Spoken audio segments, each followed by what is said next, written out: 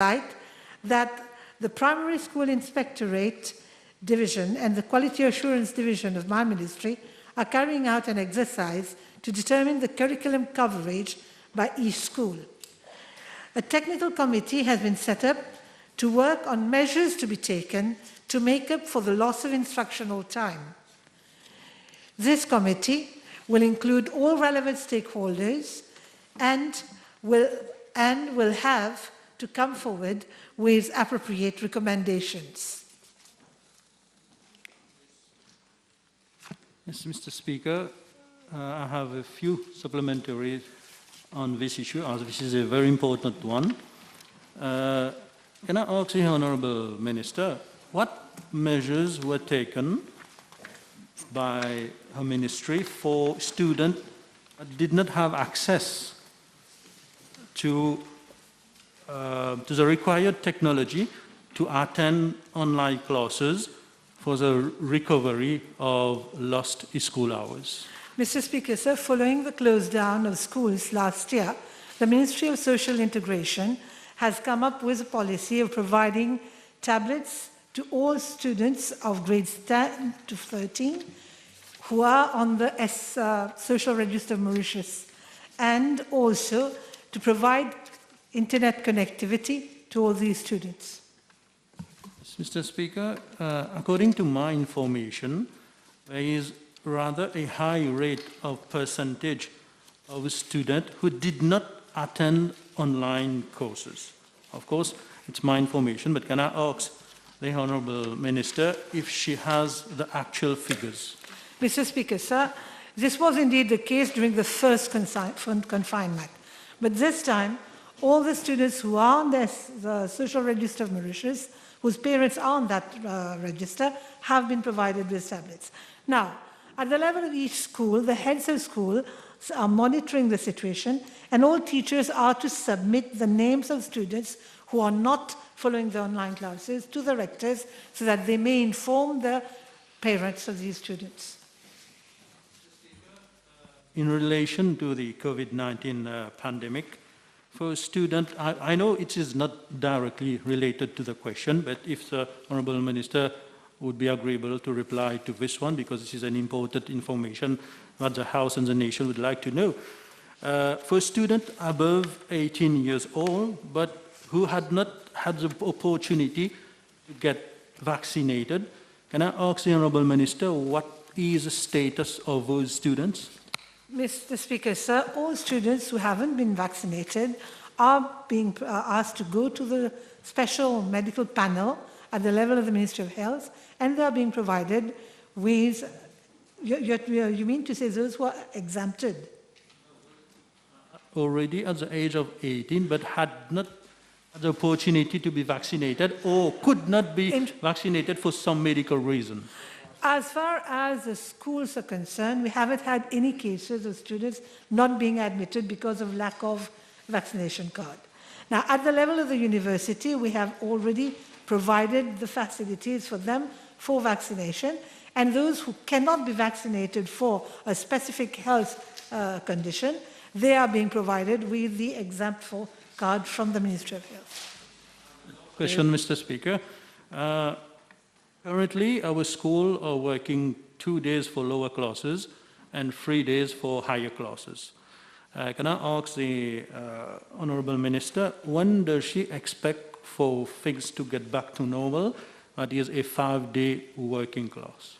Mr. Speaker, sir, we are all waiting for the time when all our students can go to school the way they used to go earlier. However, we will still have to wait for the advice of the Ministry of Health before we go back to that state of affairs. Table is advised that PQB 869 will be replied by the Honourable Minister of Land Transport and Right Life, Minister of Foreign Affairs, Regional Integration and International Trade. Next question. Yes, B865.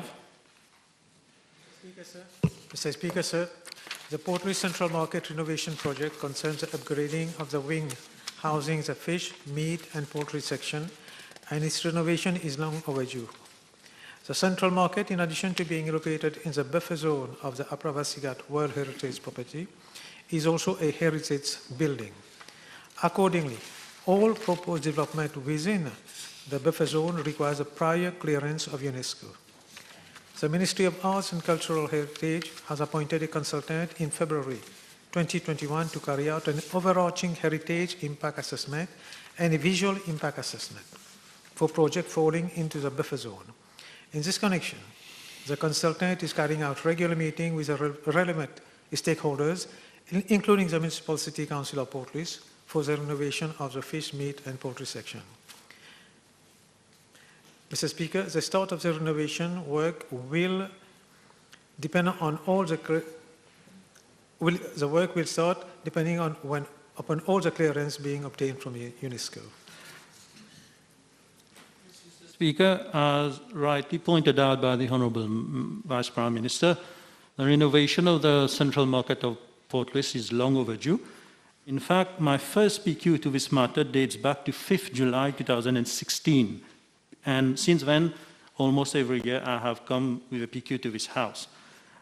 So my question to the Honourable Vice Prime Minister is, I've gone through all the several PQs that have been asked by myself.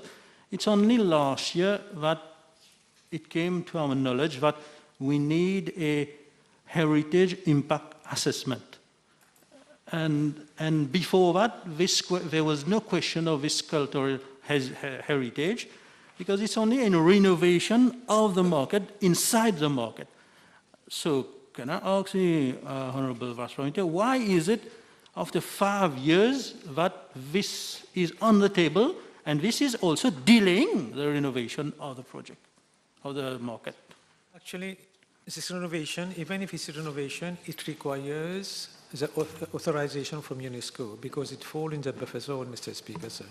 So unfortunately, because as you know, we have already advertised for the consultant service and we've got a consultant. He's been working on it, but then we were told that we have to go to UNESCO. Unfortunately, it takes a long time. Going to UNESCO, you have to prepare an overarching HIA-VIA, and after that, once we get the report, we have to send it to UNESCO. That's going to take quite a few months as well for them to approve it. And after that, again, you have because the overarching HIA-VIA concern about 8 projects near the Upper Fasigat area. Then, after we've got the overarching HIA-VIA, we have to get the individual HIA-VIA of the individual project. For example, you have 8 projects there. You have the Intercontinental Slavery Museum, Art Gallery, Granary, Military Hospital, Port Louis Central Market, Immigration Square Urban Terminal, Metro Express Light Rail Project. So each of them would have to get an individual HIA-VIA. Unfortunately, that's how it is. I do appreciate it's taking a long time, but to tell you frankly, it's a bit beyond our control, I must say. Yes, Mr. Speaker, the House will agree, and I'm sure the Vice Prime Minister will also agree with me, of the very unhygienic conditions at the central market. Not only unhygienic, but the electrical works date back to very long ago. The water system est dépassé complètement. So I will urge the Vice Prime Minister, since this project has been on the cards for more than 5 years, that we need to accelerate this project. Mr. Speaker, sir, as I've explained earlier, we have to go through this process. We can't do any repairs even in this building without the authority of UNESCO. So I appreciate that. I know the problem. I have been getting this kind of complaint from these people who work in the market. Personally, they came to see me. I am aware of the situation they're working in. But unfortunately, we cannot progress with the work until we get that done. Last supplementary. Thank you. I would agree with my colleague, Honorable Ami Amia, and may I ask the Honorable Minister if he has the opportunity to effect a site visit at the central market and to see the deplorable condition in which the market is at the moment. The more so we are opening our frontiers to tourists, because each and every market stall owner over there keeps on making complaints like trees are about to fall down, there are tents all over the place, waste lying on the floor, what is the question? Cameras not functioning. My request to him, would he consider... No question. This is a question. Request is a question. I don't know. Can I ask the Honourable Minister whether he would consider effecting a site visit at the earliest possible occasion? Mr. Speaker, sir, I've just replied. I've met those people who are working in the central market.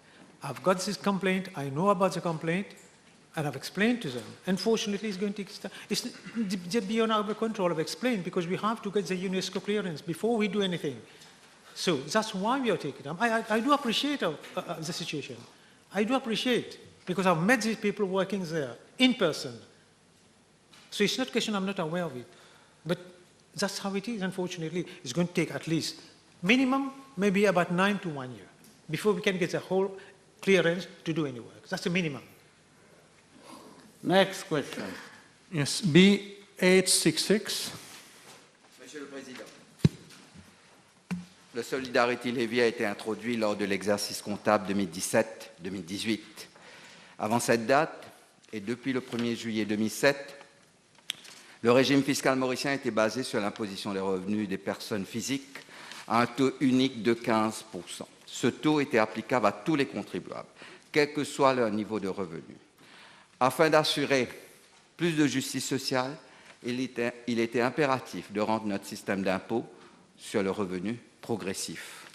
C'est dans ce contexte que le Negative Income Tax, mesure de lutte contre la pauvreté, a été introduite à partir de juillet 2017. Dans le même temps, pour réduire davantage les inégalités, la décision avait été prise d'introduire un Solidarity Levy sur les hauts revenus. Ainsi, à partir de l'année fiscale 2017-2018, les personnes physiques ayant un revenu annuel imposable plus dividendes dépassant 3,5 millions de roupies ont été soumis à une taxation de 5% de l'excédent du seuil mentionné au moment de la soumission de leur déclaration de revenus.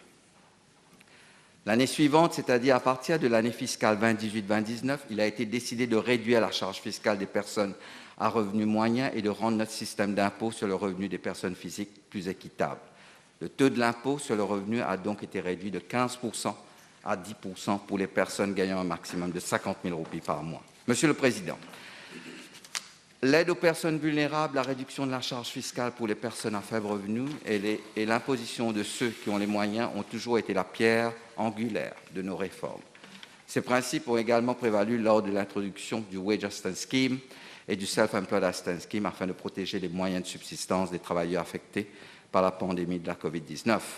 Dans la même veine, à partir de l'année fiscale 2020-2021, un appel patriotique a été lancé à ceux qui gagnent le plus en révisant le contour du Solidarity Levy. Le prélèvement est désormais applicable au taux de 25% sur le revenu imposable annuel plus les dividendes au-delà de 3 millions de roupies. Il est plafonné à 10% de la somme des revenus nets et des dividendes de la personne physique.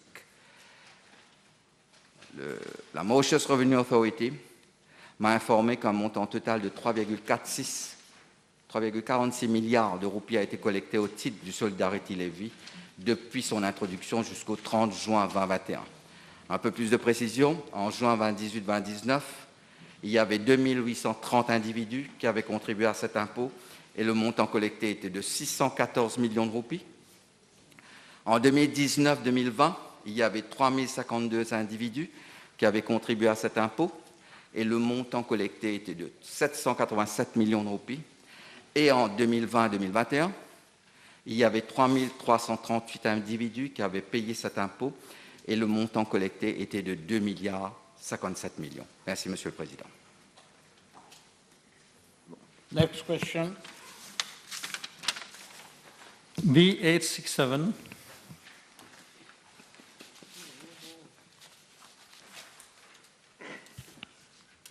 Mr. Speaker, sir, the Traffic Management and Road Safety Unit carried out a site visit at the Calcutta Street in Portruis from its junction with Saint François Xavier Street to Little Bridge Street on the 29th of July 2021. I'm advised by the TMRSU that traffic congestion occurs only when school vans and parents drop and pick up their children near the Nur Islam Madrasa from 8:30 hours to 9:50 hours in the morning and 13:30 hours to 14:15 hours in the afternoon. But in order to alleviate traffic congestion at the said locus, The Calcutta Street will be converted into a one-way road during school peak hours from 8:30 to 9:50 hours in the morning and 13:30 hours to 14:15 hours in the afternoon, from the junction Calcutta Street, Little Bridge Street to junction Maratha Street. The works in relation thereto will be completed within 2 weeks, and enforcement will be done by police during the peak hours. So I think my friends should be very happy. Mr. Speaker, although I appreciate the measure announced by the Honourable Minister, but why not make it permanent? Why the TMRC is only applying it for school hours? Because as you are aware, the roads in Plainvert are very small, very narrow. It dates back to more than 200 years, and many of them has already been transformed on one way. I think this should have been a permanent measure, because I've spoken to not only the responsible officer of Nur Islam Madrasa, but also to the people living in Wynn Street, and they are totally agreeable that this road be converted one way full time. Dans un premier temps, Monsieur le Président, let us stick to what the TMRC has proposed. I am open, I'm sure the TMRC also is open. We will monitor the situation, and if need be, we will go by what the Honourable Member is proposing. But for the time being, the TMRC has proposed that the one way would be effective only during school hours. Let's do that, and I can assure my honourable friend that in case we need to decide that the whole street should be a one-way 24 hours and 24 hours, we'll do that. Since this will be done, I'm sure the Honourable Minister will agree with me that proper notice board and sign marks will be placed there, because it might be difficult for the people there to know exactly what are the hours concerned. Of course, Mr. Speaker, sir. As I said, the time frame for the implementation on the one-way scheme will be 2 weeks, so as to enable for the preparation and installation of the traffic signs. The installation of the traffic signs also involves the painting of a supplementary plate indicating the time which will be added under the traffic sign. So the Honourable Member should not be worried about that. Dr. Mia. Thank you, Honourable Speaker. B868, please. Mr. Speaker, sir, with your permission, I wish to reply to PQB 868, B881, and B884 together, as they relate to maternal and neonatal services in the public health institutions. In reply to PQB 868, I wish to inform the House that an intrauterine fetal death is the death that occurs in utero or during delivery after the completion of the 20th week of pregnancy, and a stillbirth is the birth of a baby that has died in the womb after having survived through at least 28 weeks of pregnancy.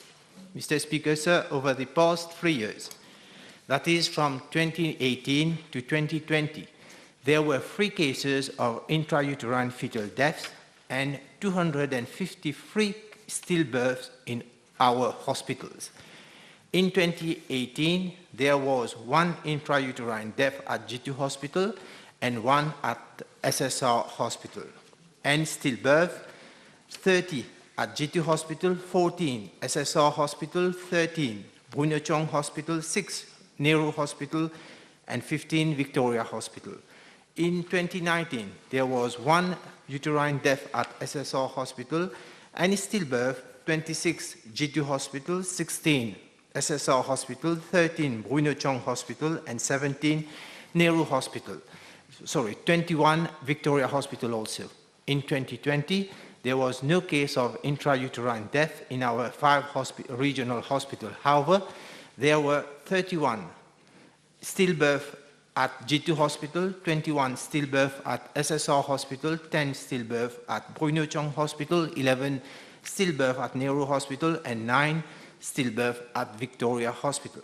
From January 2021 up to 30th June 2021, there were 1 intrauterine death at at SSR Hospital and 1 at Victoria Hospital. Stillbirth during this year, 15 at G2 Hospital, 12 SSR Hospital, 5 Bruno Chong Hospital, 9 Nehru Hospital, 8 Victoria Hospital.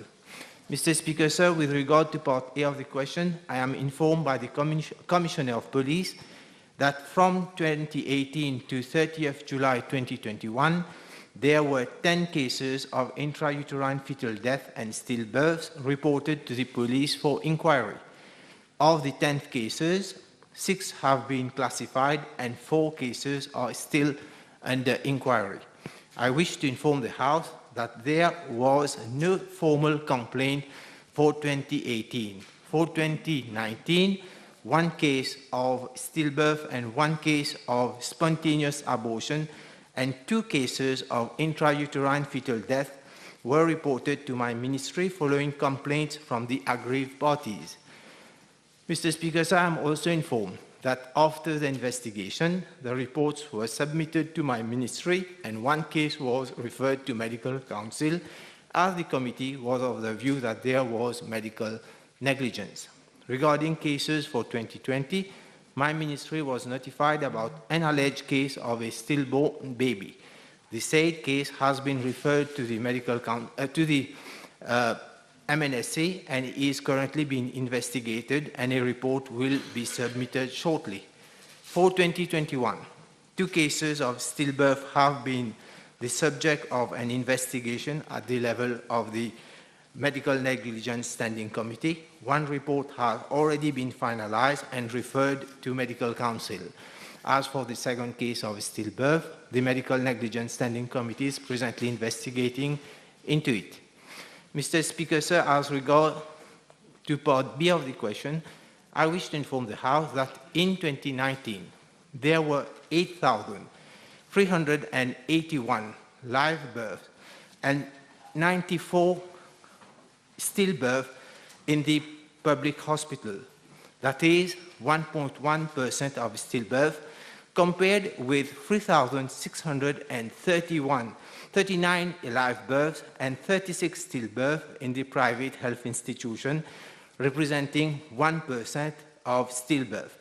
In 2020, there were 8,462 live births and 93 stillbirths in the public hospital, compared with 4,055 live births and 40 stillbirths in the private health institution. These statistics demonstrate that clearly that there is public confidence in our maternal and neonatal services. Besides, the costs incurred for a normal delivery in the private clinics vary between 70,000 to 75,000 and to 90,000 to 120,000 for a cesarean section delivery. According to the cost center projects, government incurred 17,440 for a normal delivery and 20,250 for a cesarean section in our public hospital. To further strengthen public confidence in our maternal and neonatal services, my ministry has taken the following measures. There is preparation of a preconception care program. The NICU beds capacity has been increased by more than 50%, from 23 to 35, and the infrastructural works for the construction of a national tertiary neonatal intensive care unit by mid-September 2021 has already begun. New treatment modalities have been introduced, namely the cooling therapy to prevent brain damage, injuries in baby born with perinatal asphyxia, and nitric oxide therapy for management of babies with pulmonary hypertension and refractive hypoxic respiratory failure. There is an ongoing advanced training in medical and nursing staff in neonatal intensive care unit. Strict infection prevention and control measures are taken in all neonatal intensive care units to reduce infection and prevent sepsis, with the setting up of a national infection prevention and control committee in the 5 regional hospitals as from this year. implementation and harmonization of management of neonatal intensive care units by following established guidelines and protocols. Mr. Speaker, sir, in order to address issues in relation to neonatology, not later than last week, I chaired an online meeting with Dr.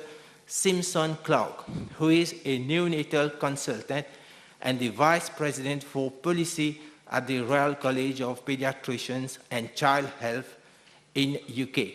Dr. Clark is expected to come to Mauritius in October this year to conduct an assessment of the neonatology units of our 5 regional hospitals. This has been made possible thanks to the intervention of Dr. Gopal, the consultant in charge orthopedics and presently the acting regional health director at Victoria Hospital. I'm also informed that Dr. Simon Clark would conduct an independent medical audit of the maternity services and neonatal deaths of the 5 regional hospitals and advise on the best practices to improve the whole neonatal service. In addition, Dr. Clark would offer his support in the implementation of the neonatal guidelines and protocols to standardize the neonatal practice in Mauritius.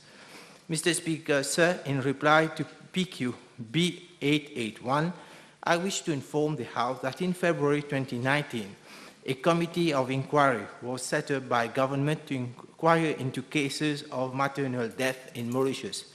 The committee is chaired by a former judge and is assisted by a specialist in obstetric and gynecology. The terms of reference of the committee of inquiry are to examine, inquire into causes and circumstances leading to maternal death, assess facilities available at prenatal and postnatal wards, and make recommendations to address any shortcomings to prevent maternal death and improve maternal service in general. The committee of inquiry is finalizing the report of inquiry and will be submitting same in the last quarter of this year, after finalizing inquiries on maternal death in Rodrigues. It is worth mentioning that the work of the inquiry committee has been hampered due to the lockdown in respect of the COVID pandemic. Mr. Speaker, sir, in reply to PQ B881, I am informed that as at July 29, 2021, there is a total of 18 incubators at Victoria Hospital, of which 14 are operational and 4 under repairs. There is a total of 15 incubators at G2 Hospital, of which 13 are operational and 2 are under repairs. There is a total of 18 incubators at Bruno Chong Hospital, of which all are operational. Nehru Hospital has a total of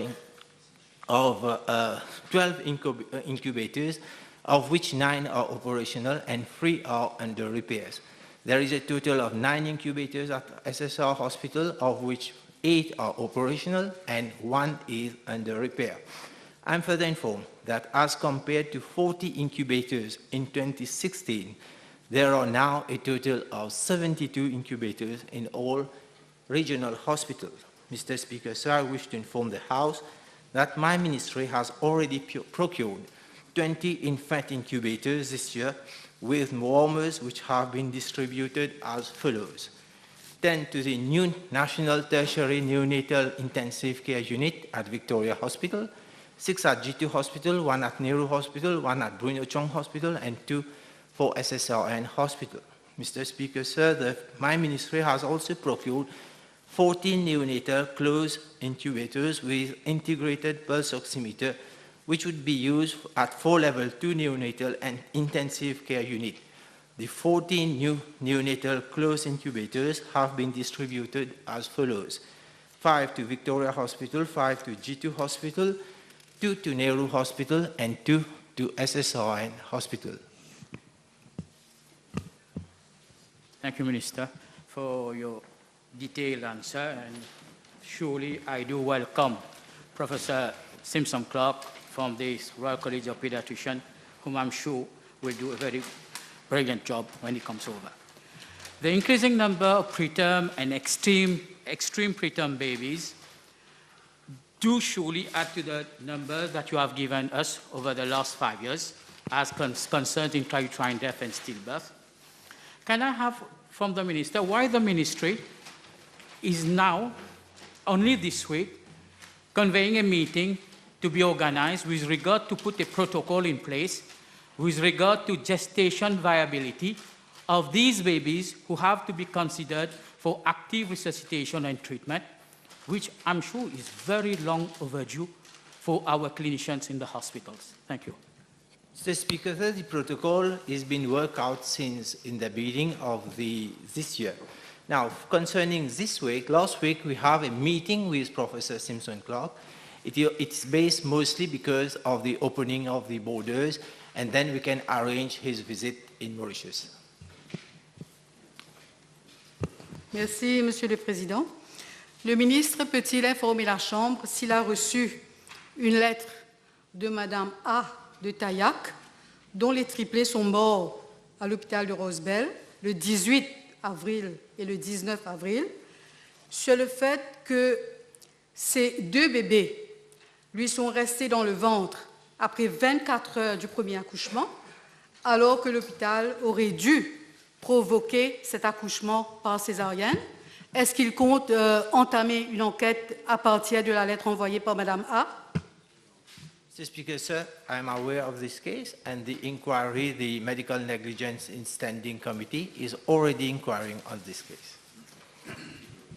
Monsieur le ministre, répondant à la question, vous avez donné des chiffres qui sont vraiment effrayants et alarmants. Et vous le savez mieux que quiconque, Monsieur le ministre, que bien souvent, dans les enquêtes qui se sont déroulées, nous avons vu que les médecins, les spécialistes, bien souvent, ne sont pas physiquement présents dans les hôpitaux et ils donnent par téléphone, des fois, des prescriptions. Est-ce qu'on peut savoir de vous, Monsieur le ministre, quel est le mécanisme que vous avez mis en place pour s'assurer que de façon permanente, des spécialistes, que des pédiatres ou des gynécologues ou les anesthésistes soient présents physiquement, 24 heures sur 7, comme demandé dans le rapport du PRB? Mr. Speaker, sir, the first part of the question is related whether the figures are alarming. In my reply, I made the comparison between the public service and that of the private sector. I even made the comparison about the cost incurred in the private and then in the public sector. We all have seen that the figures, they don't differ much, and in that, I don't think that the figures are alarming. Now, the other part of the question is related to whether the doctors who have been subject to an inquiry who haven't done their work properly, there are the councils who investigate on such cases, there are medical tribunals who investigate on such cases, and wherever doctors or any whoever been they haven't done their work properly, they are subject to sanctions, and sanctions have been happening whenever such cases do occur.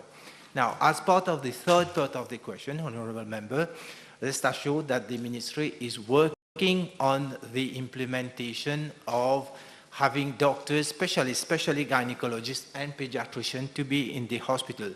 Now, we don't have the numbers, and because of that, I think in the past I've given a reply in this House that we are going to have a registrar post. We're having a registrar post created so that this can comble that missing part of not having the specialist, but at least having somebody, a registrar, who's much experienced to be there on 24 hours basis. The time will come when we'll have sufficient specialists so that we can have this service at the 24 hours. Thank you, Speaker. Can the Honourable Ministers inform us whether his ministry, particularly the Chief Medical Officer, have a droit du regard in terms of recommending either stepping down, continuous supervision by the consultant in charge, retraining and reappraisals of the very few specialists whose names come up repeatedly involved in alleged negligence over the last couple of months? Thank you. Mr. Speaker, sir, the CME, the CMO, that is the Director General, and other directors in the health service with the Chief Executive Officer. Once an inquiry is done at the level of the ministry, last time Honorable Kiran did ask me to submit the report, and where actions have been taken immediately. That is, once the report is available, and based on the report, the recommendation of the report, doctors have been suspended, doctors have been requested to step down or for further training or not to be on call. There are different measures that have been taken, especially when we know that we have to face cases of negligence or any issues related to negligence. Merci, Monsieur le Président. Concernant la question du nombre d'incubateurs dans nos hôpitaux, est-ce que j'ai bien compris qu'il n'y en a pas à l'hôpital de Rosebel? No.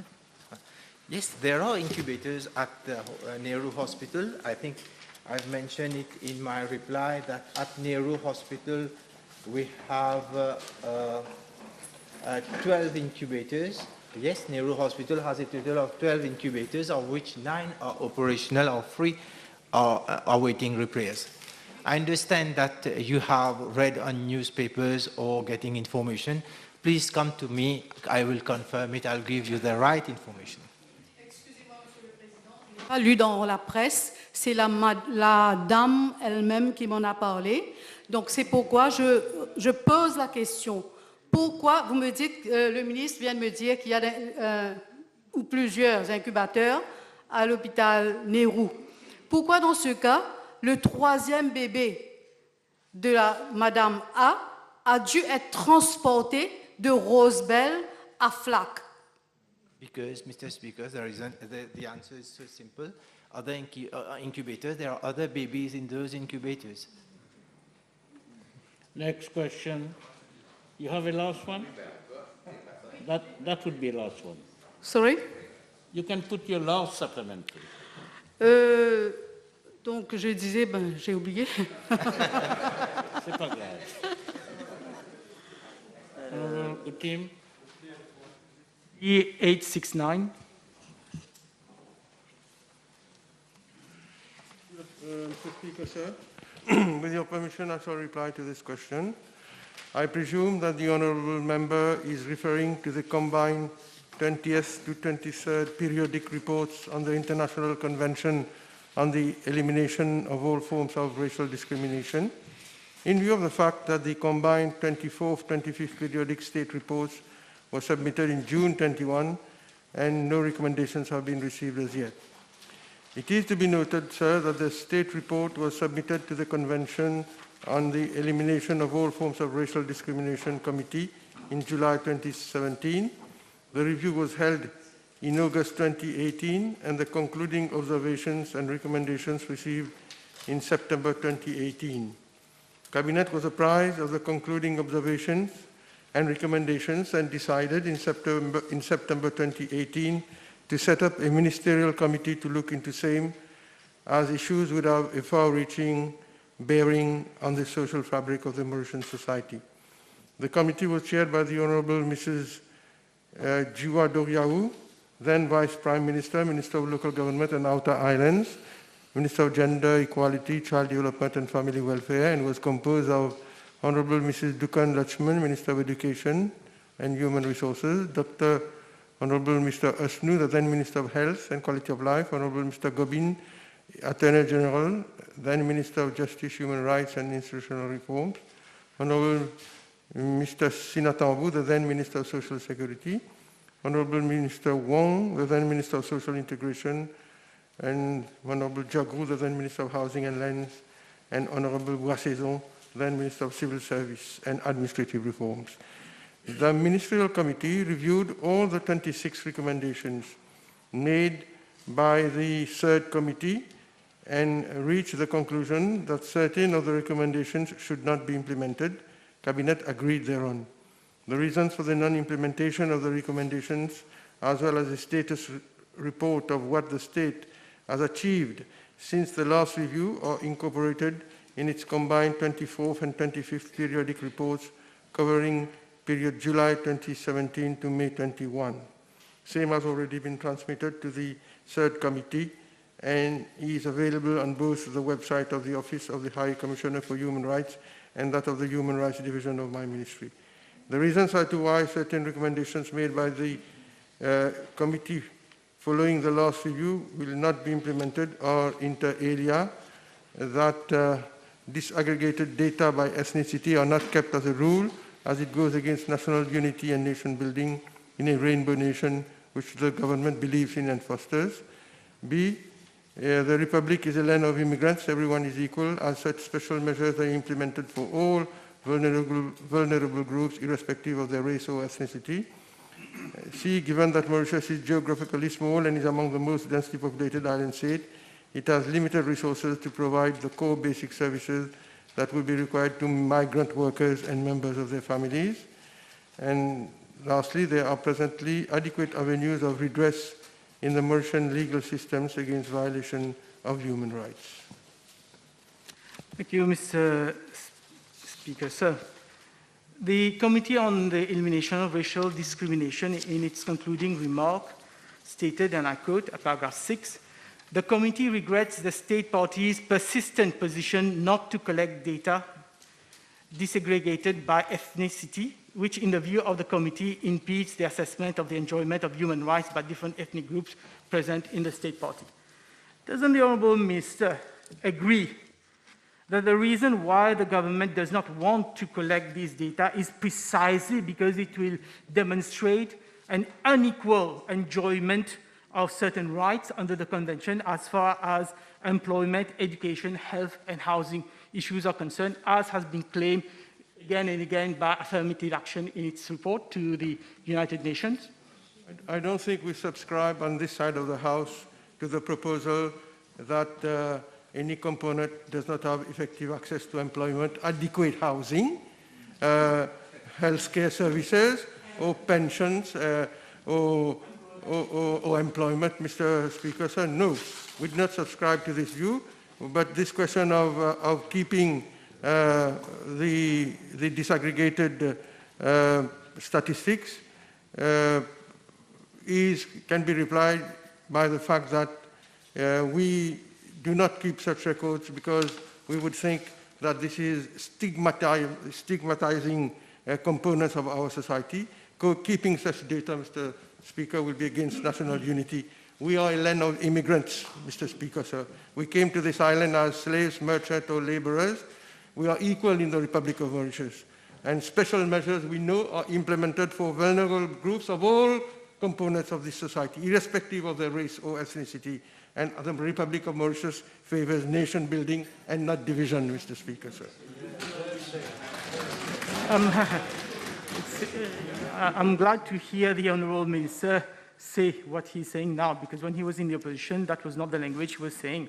But anyway, doesn't the Honourable Minister agree? Doesn't the Honourable Minister agree that being given that he has nothing to hide, has always been against he has nothing to hide? Let me answer. Let me ask the question, then you can answer.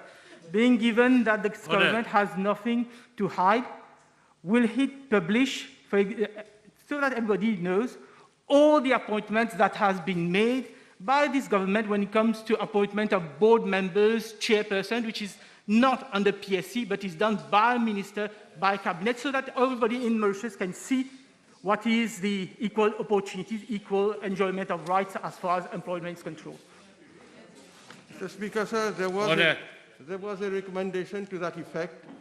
As I just said, there were 26 recommendations which were made, and 16 of them were accepted, were taken on board, and 10 were not accepted, Mr. Speaker, sir. And among the 16 recommendations which were accepted is precisely one which the Honourable Member just referred to. Move to your next question. I have one last question on this, Mr. Last one, yes.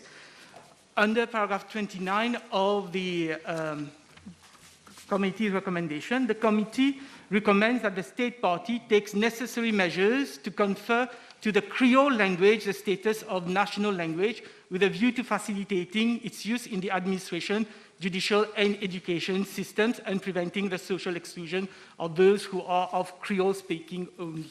So I know from the Honourable Minister why in its views advanced, which has been deposited, which has been given to the United Nations, government say that they are not going to implement this recommendation to give the Creole language the status of a national language. Mr. Speaker, sir, with regard to the Creole language, we all know that the Creole language is, and this is in the report, Mr. Speaker, sir, that we sent, is mostly is used in the country, in the different fora. The use of Creole language is today acceptable in the administration, even in the judicial and education system, Mr. Speaker, sir. And we all know that government is proceeding in a phased manner. And to this end, in May 2019, government decided to set up the Académie Creole République Maurice to follow up on the development of the use of the Creole in the Republic of Mauritius. With regard to education, Mr. Speaker, sir, we know what progress we are making. A few weeks ago, the Honourable Minister of Education on the 25th of May made a statement with regard to the rolling out of the Creole Mauritian at the upper secondary level in the wake of the recommendation made by the Ministerial Committee chaired by the Prime Minister, Mr. Speaker, sir. As you know, this committee came up with a roadmap for the unfurling of Creole Mauritian at upper secondary level. So we are making progress on that score, but what we must say also is that language is a qualification prerequisite for certain jobs and opportunities. And therefore, because there are very often in the recruitment process the necessity for language to be a qualification prerequisite for certain jobs, therefore, at this stage, it would not be appropriate to include same as a ground of discrimination. The next question. B870. Mr. Speaker, so with regard to part A1 of the question, I'm advised that the Land Research and Monitoring Unit is at present staffed as follows: 1 principal surveyor, 1 survey technician, 1 management support officer, and 1 word processing operator who are from the establishment, who are on the establishment of the Ministry of Housing. In addition, the services of 2 private land surveyors and 2 private attorneys have been retained since July 2020 and October 2020, respectively. They are presently attached to the LRMU, the Land Research and Monitoring Unit. With regards to part A2 of the question, I'm advised that 46 cases had been entered by the claimants themselves prior to the coming into operation in July 2019 of the Land Research and Monitoring Unit. Now, the Land Research and Monitoring Unit has investigated 309 cases, as a result of which the present situation is as follows. 20 cases are to be lodged in court. 184 cases are still under investigation. 105 cases have been deemed not to be pursued further. 41 cases pertain to alleged land dispossession in Rodrigue and are therefore awaiting mission to Rodrigue by the Land Research and Monitoring Unit, COVID-19 permitting. Mr. Speaker, sir, as regards part B of the question, I'm advised that as of July 2021, some 5.5 million rupees have been spent.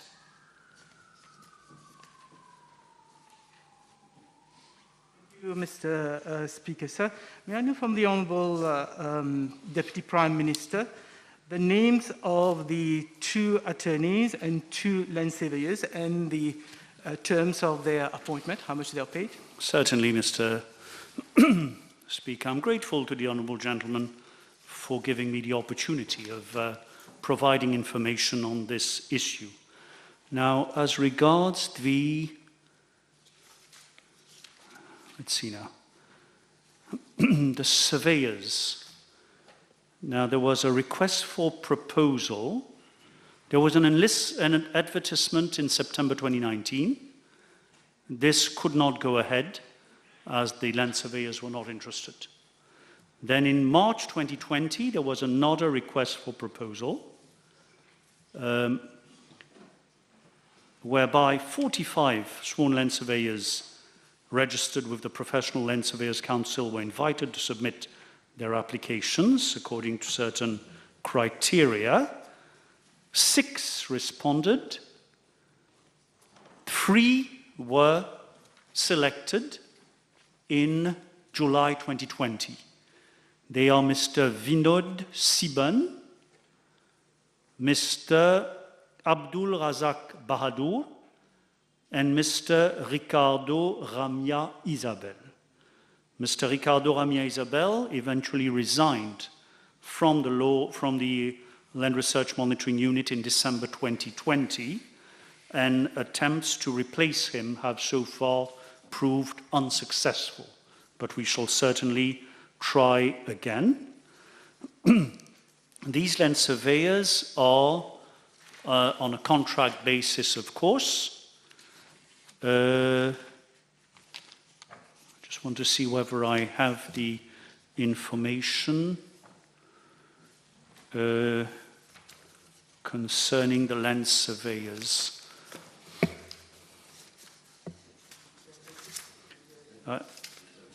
I should have it somewhere, but in the meantime, let me provide information concerning the attorneys, which I have at hand.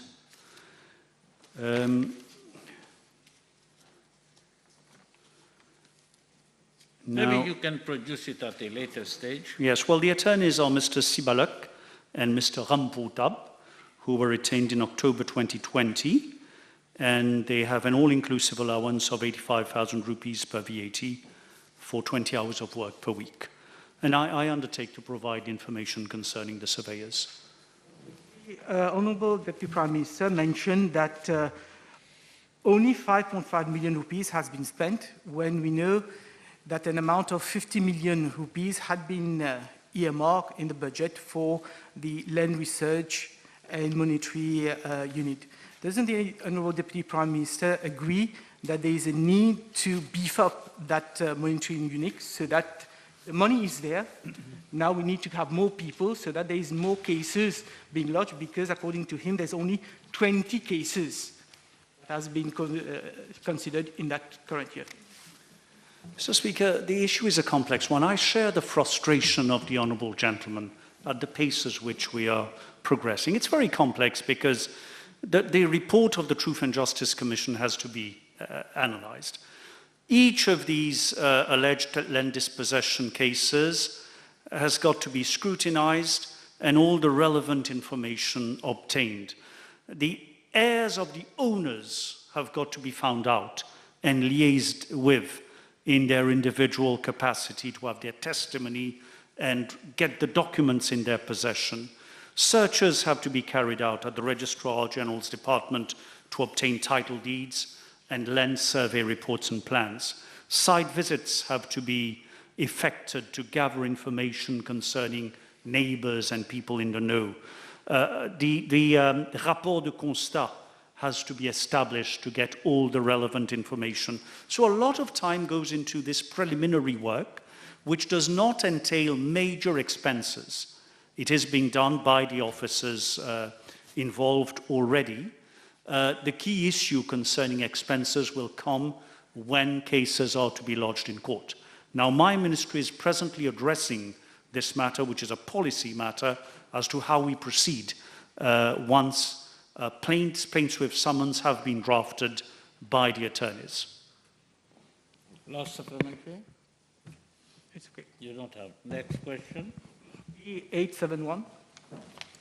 Mr. Speaker, sir, on 9th March 2021, regulations were made under sections 79A and 193 of the Public Health Act for any eligible person to either get vaccinated in a public health institution, a vaccination center, or a private health institution.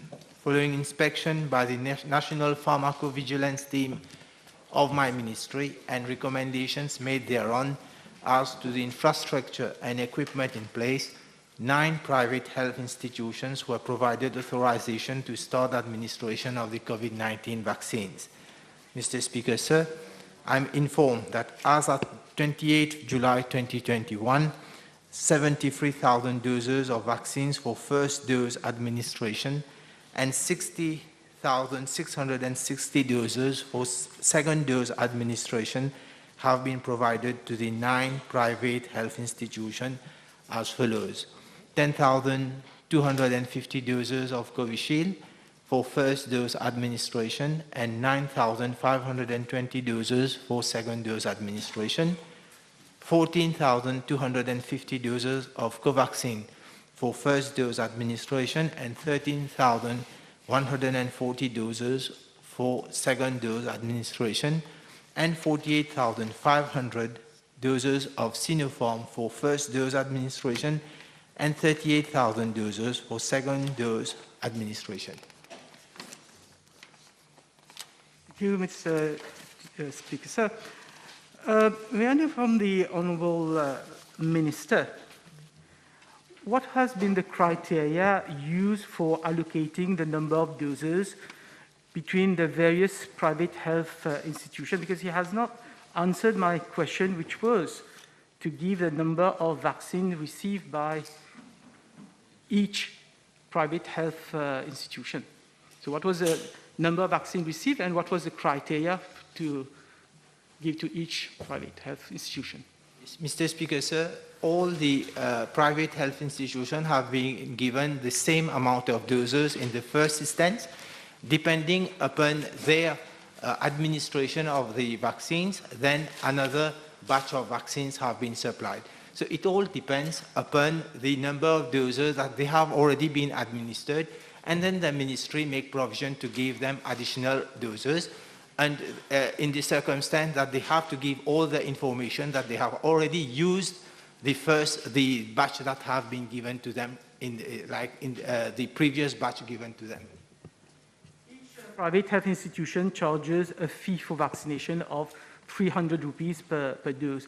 I know from the Honourable Minister whether this fee has been fixed after consultation with the ministry, or is each private health institution free to charge whatever fee they want for this vaccination? Mr. Speaker, sir, this fee has been fixed by the ministry under consultation with the private health institution, and this is fixed for all the health institutions, for all the private health institutions. B872, please. Mr. Speaker, sir, in accordance with the COVID-19 restriction of access to specified institutions regulations 2021, and for the purpose of preventing the spread of COVID-19 in Mauritius, sanitary protocols have been established for staff, patients, and visitors to have access to private and public hospitals.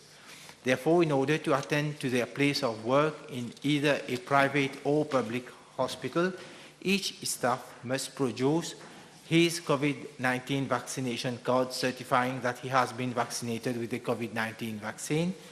B, in case he has not been vaccinated with the COVID-19 vaccine, a PCR test result slip certifying a negative result dating back to not more than 7 days from the date of the PCR test was undertaken, or a documented medical certificate duly certified by a panel of 2 government medical officers that by reason of his medical conditions, he cannot be vaccinated with the COVID-19 vaccine. In such circumstances, the person will be required to undergo a PCR test at such interval as may be determined by the panel of government medical officers. For visitors to have access on the premises of either a private or public hospital, similar sanitary protocols to those applicable for staff of those institutions have been established.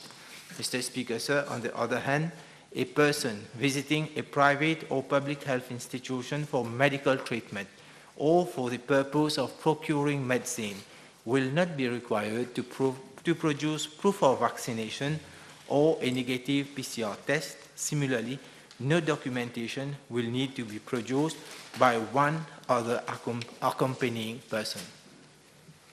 Merci, Monsieur le Président. L'honorable ministre est-il informé que certaines cliniques privées exigent au public, c'est-à-dire celles et ceux qui se sont déjà fait injecter les 2 doses de vaccin, on leur demande d'effectuer un test PCR pour avoir accès à l'intérieur de leur établissement. N'est-ce pas contraire au protocole? Exactly, Mr. Speaker, sir. The honourable member is completely right that this is contrary to the protocol, but because the protocol is clearly, as I've already stated, that once you are vaccinated, you can have access, be it you're a visitor or you are a personnel working in that health institution. J'ai été informé que les cliniques réclament entre 750 roupies et 1500 roupies pour un test PCR rapide. Le ministre ne pense-t-il pas que la pandémie de la COVID-19 soit devenue pour certaines cliniques privées de se faire de l'argent au détriment de la population et ensuite de cela, tout en faisant preuve d'excès de zèle dans l'application du protocole? Mr. Speaker, sir, yes, if ever we'll have complaints from the public or any other person saying that these clinics are like having different fees or abusing on at a certain amount of money, charging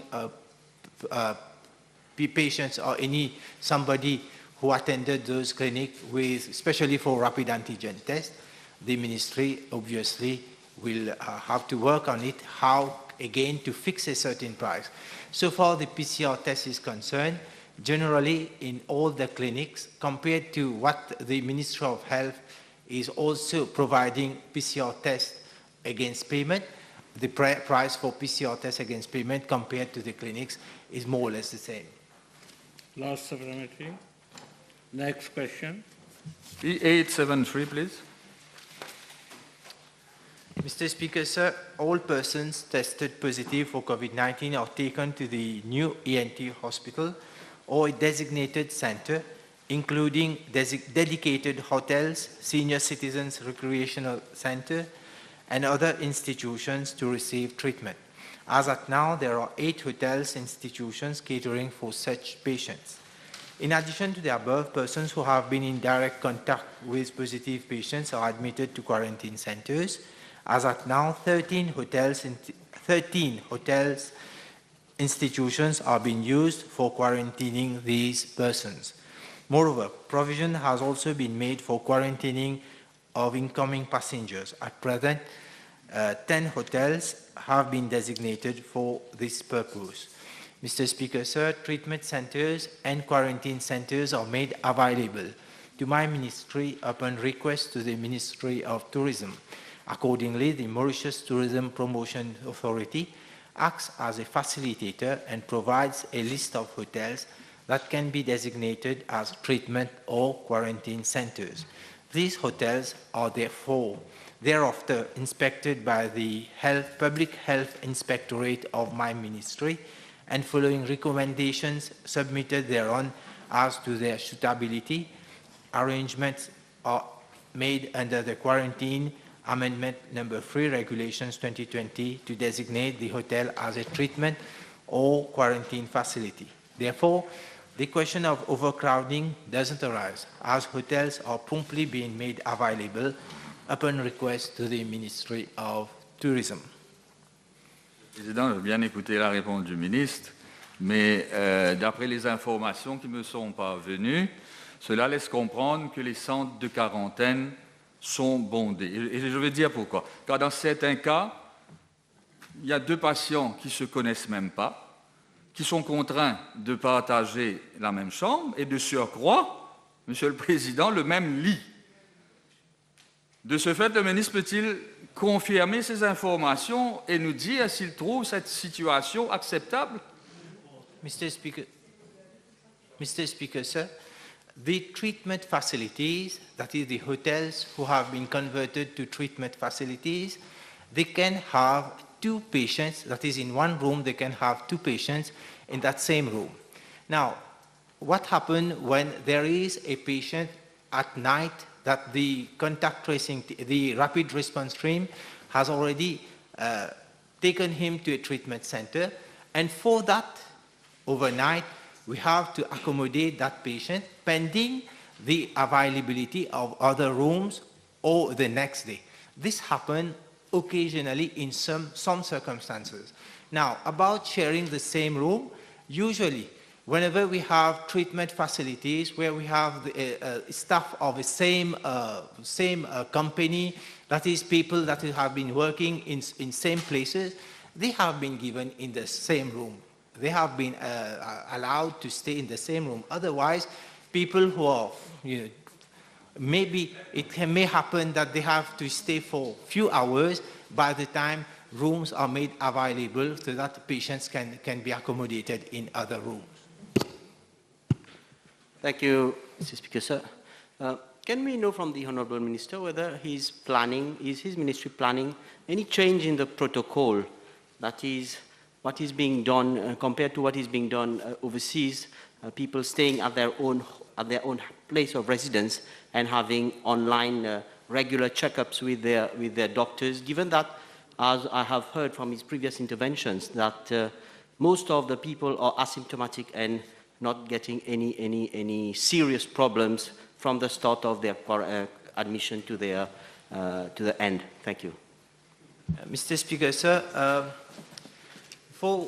let me start by saying that those in contact who have been vaccinated are allowed to stay at home, to do self-isolation at home. But concerning treatment, so far, all those who have been tested positive have been placed in a treatment centers.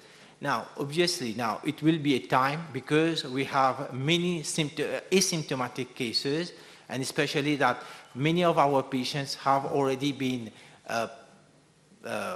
who has already been vaccinated, will reach at another stage where treatment will be allowed, that somebody can do their treatment at home. But I think we have to wait a little bit before moving to that stage. Last supplementary.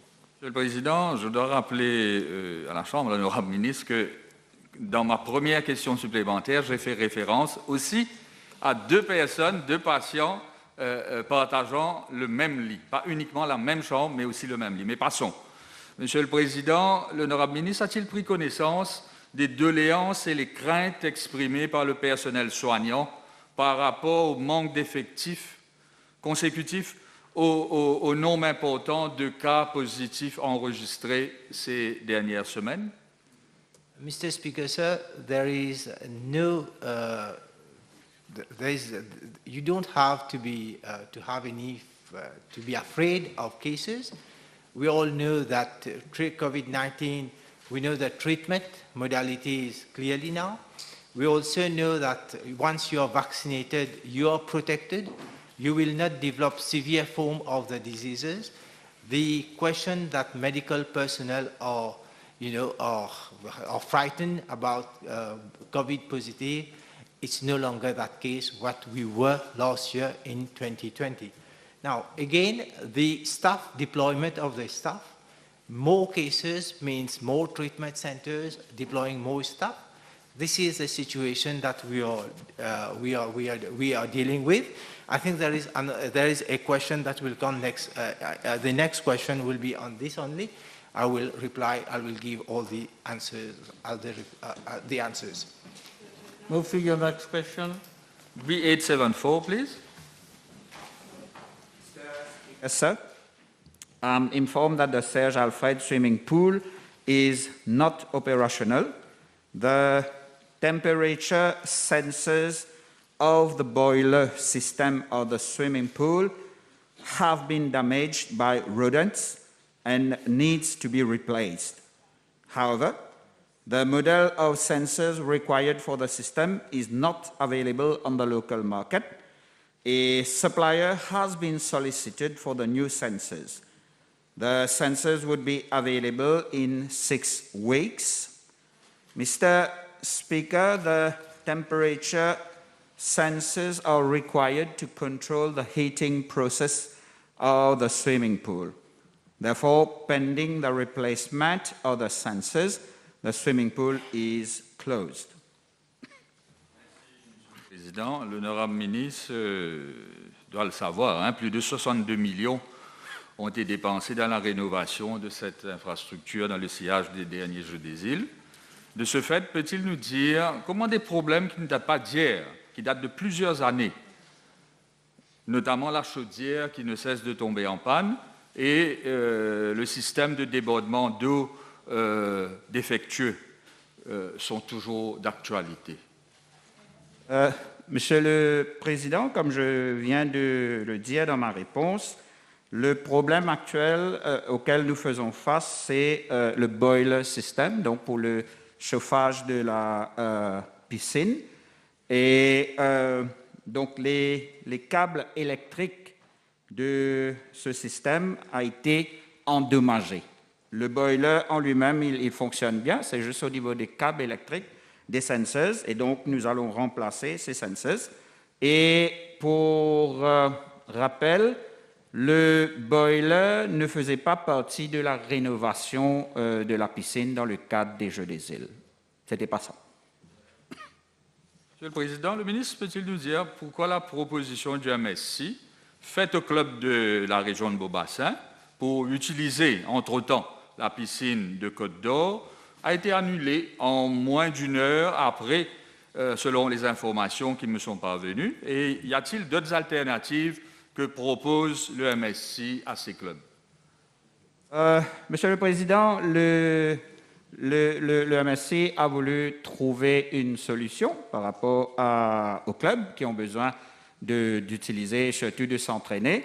Et donc, je sais qu'il y a eu une proposition qui a été faite par la piscine de Côte d'Or. Évidemment, je n'ai pas les renseignements nécessaires en ce qui s'agit des frais qu'il faut payer.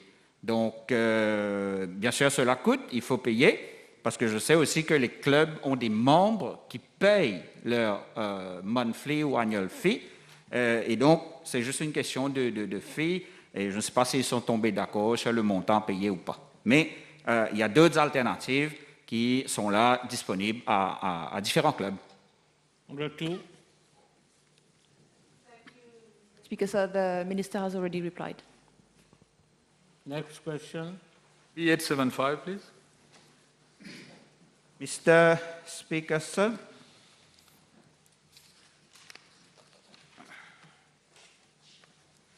I wish to apprise the House that I have been informed by the Mauritius Olympic Committee that it cannot disclose any information relating to both the financial assistance provided to athletes participating in the Tokyo Olympic Games and the provision of official outfit of the Mauritian delegation. Bon, tu as terminé.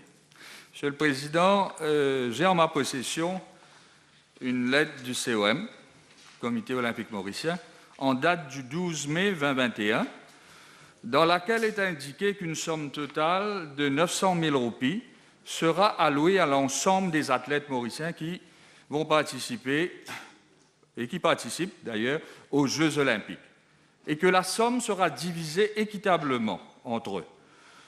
Et dans le cas d'un athlète en particulier, Jérémy Lara-Rodeuse, l'honorable ministre est-il en mesure de nous dire, il devrait le savoir, même si le COM n'a pas souhaité dévoiler certaines informations, que nous avons là, aujourd'hui, en notre possession, pourquoi il n'a reçu que 53 000 roupies, 53 900, au lieu des 112 500 comme promis. Si on prend 900 000 qu'on divise par les 8 athlètes, je pense que c'est bien 8, l'honorable ministre peut nous le confirmer. Je pense qu'il y a un petit problème de comptabilité. Monsieur le Président, d'abord, puisque l'honorable membre a soulevé la question de notre athlète Jérémy, qui était en action déjà aujourd'hui et au 110 mètres et donc qui a fait une performance de 14 secondes 03 centièmes, sa meilleure performance actuelle. Malheureusement, il est classé 7e et donc il n'est pas qualifié pour le prochain tour. Et je profite aussi de l'occasion pour féliciter toute la délégation mauricienne, tous nos athlètes, et je leur souhaite un très bon retour, safe return home, et bien sûr qu'ils vont commencer à se préparer pour d'autres compétitions. Monsieur le Président, si ce sont des montants alloués par le comité olympique, malheureusement, moi, je n'ai pas en ma possession ces renseignements-là. Moi, j'ai les détails des fonds qui sont alloués par le ministère. Alors, les fonds alloués par la fédération, par le Mauritian Olympic Committee, malheureusement, je n'ai pas ces renseignements-là. Et je dois dire que le ministère n'a pas été informé officiellement aussi par la fédération ou par l'athlète lui-même. Donc, si éventuellement nous avons un courrier qui nous donne les détails de ce qui se passe, de la part de la fédération aussi, nous allons pouvoir nous entretenir avec le comité olympique. Thank you. Honourable Minister, will you consider for a cash prize to be given to Mr. Mayor Vaclair for his brilliant performance? Non, Monsieur le Président, je crois que l'honorable membre se trompe totalement. Le cash prize qui est offert aux athlètes en général, que ce soit pour des compétitions régionales telles que les Jeux des îles, compétitions africaines, intercontinentales, mondiales ou olympiques, il y a des critères bien spécifiés et bien établis. Bien sûr, nous reconnaissons l'effort de tous les athlètes. Parce que nous parlons des Jeux olympiques, c'est un très très haut niveau, que ce soit nos nageurs, nos athlètes, nos boxeurs, nous reconnaissons les efforts qu'ils ont faits et on va les encourager. Mervyn Claire est bénéficiaire du projet Paris 2024. Allons dire que Tokyo a été son entraînement pour éventuellement aller décrocher quelque chose lors des Jeux à Paris en 2024. Last supplementary. J'en ai deux, rapidement. One, last supplementary. Monsieur, deux questions No, I supplémentaires. don't mind if you have 10 questions, I'm giving you one. Mr. Speaker, with my previous... Please. Can I say something, please? No, you don't have With to my shout at it. No. previous speak... No, and no. I'm giving you a last supplementary, that's all. Monsieur le Président, je vais revenir à ma question initiale et je vais déposer une copie de la lettre du COM de façon à ce que l'honorable ministre puisse prendre connaissance. Alors, concernant les habits officiels du Club Maurice pour les JO de Tokyo, le ministre peut-il nous dire s'il est informé que deux membres de la délégation, encore une fois, le jeune Jérémy Lara-Rodeuse et son entraîneur Georges Vieillesse, ont été privés de leur habit officiel par le comité olympique mauricien. Peut-on savoir pourquoi une telle démarche de la part du COM? Monsieur le Président, encore une fois, malheureusement, je ne puis répondre pour le comité olympique. Et comme je l'ai dit précédemment, il n'y a aucune lettre, aucun courriel de la part de la fédération pour nous faire part du problème qu'a connu leur athlète et leur entraîneur. Éventuellement, je le redis, éventuellement, si au niveau de la fédération, il y a une requête officielle pour nous demander de faire une enquête et de voir avec le comité olympique pourquoi le cas que l'honorable membre a soulevé est arrivé, nous allons le faire. Mais il faut fonctionner d'après les formes qu'il faut, c'est-à-dire, bon, éventuellement, si la fédération prend contact avec nous, avec le ministère. Thank you, Mr. Speaker, sir. No. B. What point of order? You asked me. Vous m'aviez demandé si j'avais une autre question supplémentaire, une troisième question, j'ai dit non. Sur deux questions. Sur ma dernière question, je vous demande de me permettre de poser une dernière question et vous refusez. I have already ruled on that. You should understand. I have a role also in this chamber. You have your right, I have my right. I respect you and you have to respect me. And the matter is closed, honorably too. Merci, Monsieur le Président. B876. Thank you. Mr. Speaker, sir, I'm informed by the Municipal Council of QP that the project construction of the new synthetic football pitch at La Pérouse has been completed on the 10th of October 2020 and handed over to the Municipal Council of QP on the same date. The inauguration was tentatively scheduled for the 6th of December 2020, but at the council meeting of the 30th of November 2020, decision was taken to postpone all inauguration and reopening ceremonies for a later date in view of the prevailing sanitary condition. Mr. Speaker, sir, we are presently in the phase of deconfinement, when group sports are being allowed. In view thereof, all the local authorities have been advised to proceed by way of a soft opening of amenities so as to allow residents of the localities to benefit from the infrastructure put in place for sport, leisure, and recreation. Supplementary. Thank you. Can we know from the Honorable Vice Prime Minister whether for this particular project was there any collaboration or coordination with the other ministries, since I understand it is in the same compound as the La Pérouse Community Center, falling under the Sugar Industry Labour Welfare Fund, actually sharing the same entrance? I mean, as far as decision was taken for group sports, that was not allowed at that time. But now the decision has been taken to allow group sports, so that's why you're opening now. Next question. B877. Mr. Speaker, sir, in reply to Parliamentary question B751, I had informed the House that there were constant acts of vandalism at La Tour-Koenig and Consaplon football ground in constituency number 1, Grande Rivière Nord-Ouest and Port-Louis West, and the Municipal Council of Port-Louis was undertaking repairs at the 2 football grounds. I'm informed by the Municipal Councils of Port-Louis that La Tour-Koenig football ground, at La Tour-Koenig football ground, the lighting as well as the irrigation system, which has been newly installed in June 2021, have been damaged in July 2021. The cost estimate of the repairs are being worked out, and the work are expected to start in the second week of August 2021. With regard to Consaplon football ground, the water meter has been stolen and part of the fencing has been damaged. A complaint was lodged at the police by the Municipal Council of Port-Louis on the 26th of July 2021. Consequently, the Central Water Authority has been requested to install a new meter, and the Council would start the repairs of the fence in the second week of August this year. The Municipal Council of Port-Louis has also apprised my ministry that the lighting system at Freddy Deveau football ground at Cassis has been damaged by vandals on the 25th of July 2021. A survey on the extent of damage has already been carried out, and the scope of work is being worked out. Mr. Speaker, sir, with regard to part B of the question, I'm informed that the ward councillors have been requested to sensitize the inhabitants and the users to make judicious use of these facilities and not to commit acts of vandalism. In addition, the Municipal Council of Port-Louis will be requested to liaise with the local police for regular patrolling in the concerned areas, especially during off-peak hours.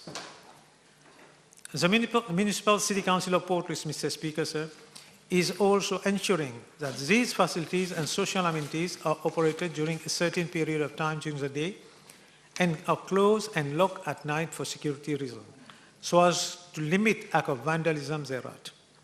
As a matter of fact, it has been noticed that such acts of vandalism are occurring too frequently, and consideration is being given for the installation of CCTV camera on the premises of these amenities. Mr. Speaker, sir, the House would appreciate that the government is implementing many projects in terms of social amenities and facilities to enhance the social well-being of the population. And it is the responsibility of the public also to make good use of these facilities and keep them in good state for their own convenience. Another example I was going to ask for the Grande Rivière Nord-Ouest football ground, the main switch panel, which was repaired in June this year, has been damaged again on Sunday, that is 3 days ago. On Sunday, the 1st of August, Mr. Speaker. What is happening? Merci, Monsieur le Président. Puis-je savoir du vice-premier ministre, parce que vous avez mentionné la présence de caméras de CFCity, combien de terrains de foot municipaux dans la circonscription numéro 1 sont en réalité couverts par les caméras de CFCity, et si des images ont pu être visionnées dans le cadre d'enquêtes policières afin d'identifier les auteurs de ces actes répétés de vandalisme. No, I've not said that they have it now. I said consideration is being given for the installation of CCTV. So we are considering to put CCTV installation now. Honourable Amon.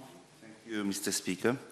One of the recurrent problems of robbery concerns the electrical panel. The Minister just mentioned it.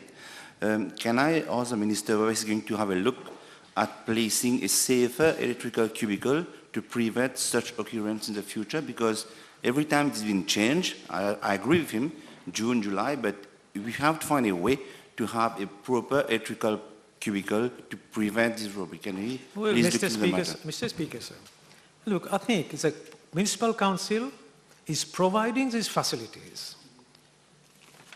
I mean, we have to be fair to the council as well. They're providing, I think the people who are using it must make good use of these facilities. I answered this question, a similar question about 2 weeks ago on vandalism in the same constituency. And now, 2 weeks later, now 4 football pitch has been damaged. I think people who have to take that responsibility, the municipal council is doing the repair. Now we contact the police, we're trying to sensitize the inhabitant, and we are trying to, now we are going to consider putting CCTV as well, camera. We are doing our best, but I think the people in the constituency to take the responsibility as well. Last supplementary. Merci, Monsieur le Président. Je comprends la réaction du vice-premier ministre.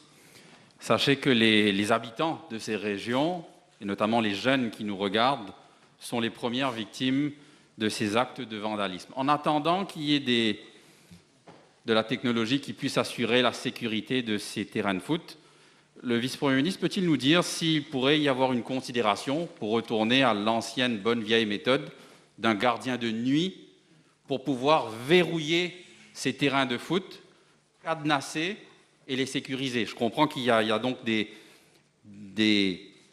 dépenses qui sont faites pour réparer systématiquement les dommages.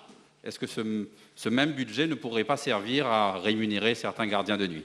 Mr. Speaker, we have about 100 amenities, such amenities in the city of Port Louis. If I'm going to get the security facilities for 100 amenities, and you can imagine how much that's going to cost the council. But I appreciate for the young people, for the other young people who are innocent, who are being deprived of these facilities. I do share that concern as well. And that's why the municipality is going to put, okay, we are going to try to find somebody to lock this place at night, and we are going to try to put CCTV camera gradually. I'm not going to say we are going to put in all of them, all 100 of them instantly, but gradually we are going to do so. Honourable Lobien. B878, please. Mr. Speaker, sir, I wish to inform the House that no official complaints have been received by my ministry from the public health services staff to the effect that they are overstretched and overworked. Following the outbreak of COVID-19, medical and paramedical staff are redeployed and posted in quarantine and treatment centers, as well as in the contact tracing and the vaccination teams. The unprecedented COVID-19 situation led the medical and paramedical staff, including the lab services, to perform extra duties, and I wish to seize the opportunity to commend them for their dedication. Mr. Speaker, sir, since the outbreak, the Ministry put in place the following measures to ensure a fair work distribution by involving staff from each of the 5 regional each of the 5 national health regions. A national roster was implemented to cover for staff requirements in quarantine centers, treatment centers, contact tracing teams, COVID-19 testing centers, and in our medical unit set up at the level of the port and the airport. 285 doctors have been enlisted to provide additional manpower to meet with the redeployment of staff. 50 retired nurses were employed on a sessional basis. As at date, 43 of them are still in service. In addition, 7 nursing officers have been employed on a contract basis for a period of 6 months since March 2021. The House will also note that 40 candidates have been offered employment as nursing officer on a month-to-month basis, and they will assume duty in our regional hospital as from tomorrow, the 4th August 2021. Provision was made for an allocation of bank sessions to ensure adequate staffing as and when required. Thank you, Mr. Speaker, sir. Has the Honourable Minister taken cognizance of the difficulties faced by the employees of the public health, as pointed out by Mr. A.S., the President of the Ministry of Health Employees Union? And it was recently in the press when they went for a press conference elaborating all the difficulties being faced specifically by the nursing officers working within the public health sector. Mr. Speaker, sir, yes, the Ministry is aware of we have already given them an appointment, and all those issues have already been dealt. Is the Honourable Minister aware as to the difficulties being faced by specifically employees working at Mocha Hospital with regards to lack of social distancing, lack of hygiene, and lack of equipment for them to work properly? Is the Honourable Minister aware of that situation? Mr. Speaker, sir, yes, at the Mocha Eye Hospital there is a spacing problem. That's why the government is coming with the new Mocha Eye Hospital. But at the same time, there is no lack of equipment or hygiene at the hospital. There is supervision regularly by the different authorities, and these issues are being dealt on a weekly basis. Move to your next question. B879, please. Mr. Speaker, sir, I'm informed by the Municipal Council of Vakwa Phoenix that a portion of land vested with the Council was put at the disposal of the Vakwa Phoenix Swimming Pool Foundation through a Memorandum of Understanding for the construction and management of a swimming pool and other associated amenities thereat. The representative of the Vakwa Phoenix Swimming Pool Foundation includes, among others, the Emirates Airline, which has provided funds to the tune of USD 6 million USD, thereto for construction and maintenance of the swimming pool. I'm also informed by the Municipal Council of Vakwa Phoenix that the construction work of the swimming pool and its amenities have been completed, and the site handed back to the Vakwa Phoenix Swimming Pool Foundation on the 18th of June 2021. Mr. Speaker, sir, the Vakwa Phoenix Swimming Pool Foundation has been registered as a charitable foundation on the 9th of January 2019 under the Foundation Act 2012.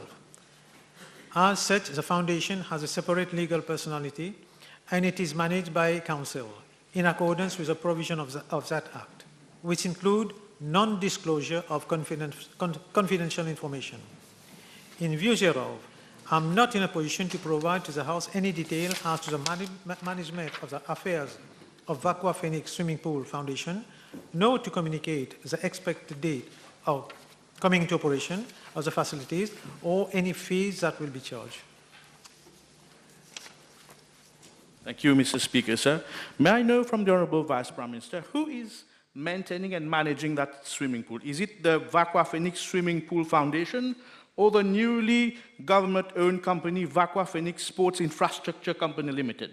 It is a foundation that has administrative council which is going to run it. May I further ask the Honourable Vice Prime Minister to verify that questionnaires and application forms are being delivered under the caption Vakwa Phoenix Sports Infrastructure Company Limited? Can he inform? I'll check onto that, but I know it's the council that is. I'll check on that, but I know it's the council that is looking after that. Thank you. No supplementary. Monsieur le Vice-Premier ministre, nous parlons bien du Emirates Airline Swimming Pool. Yeah. C'est de ça.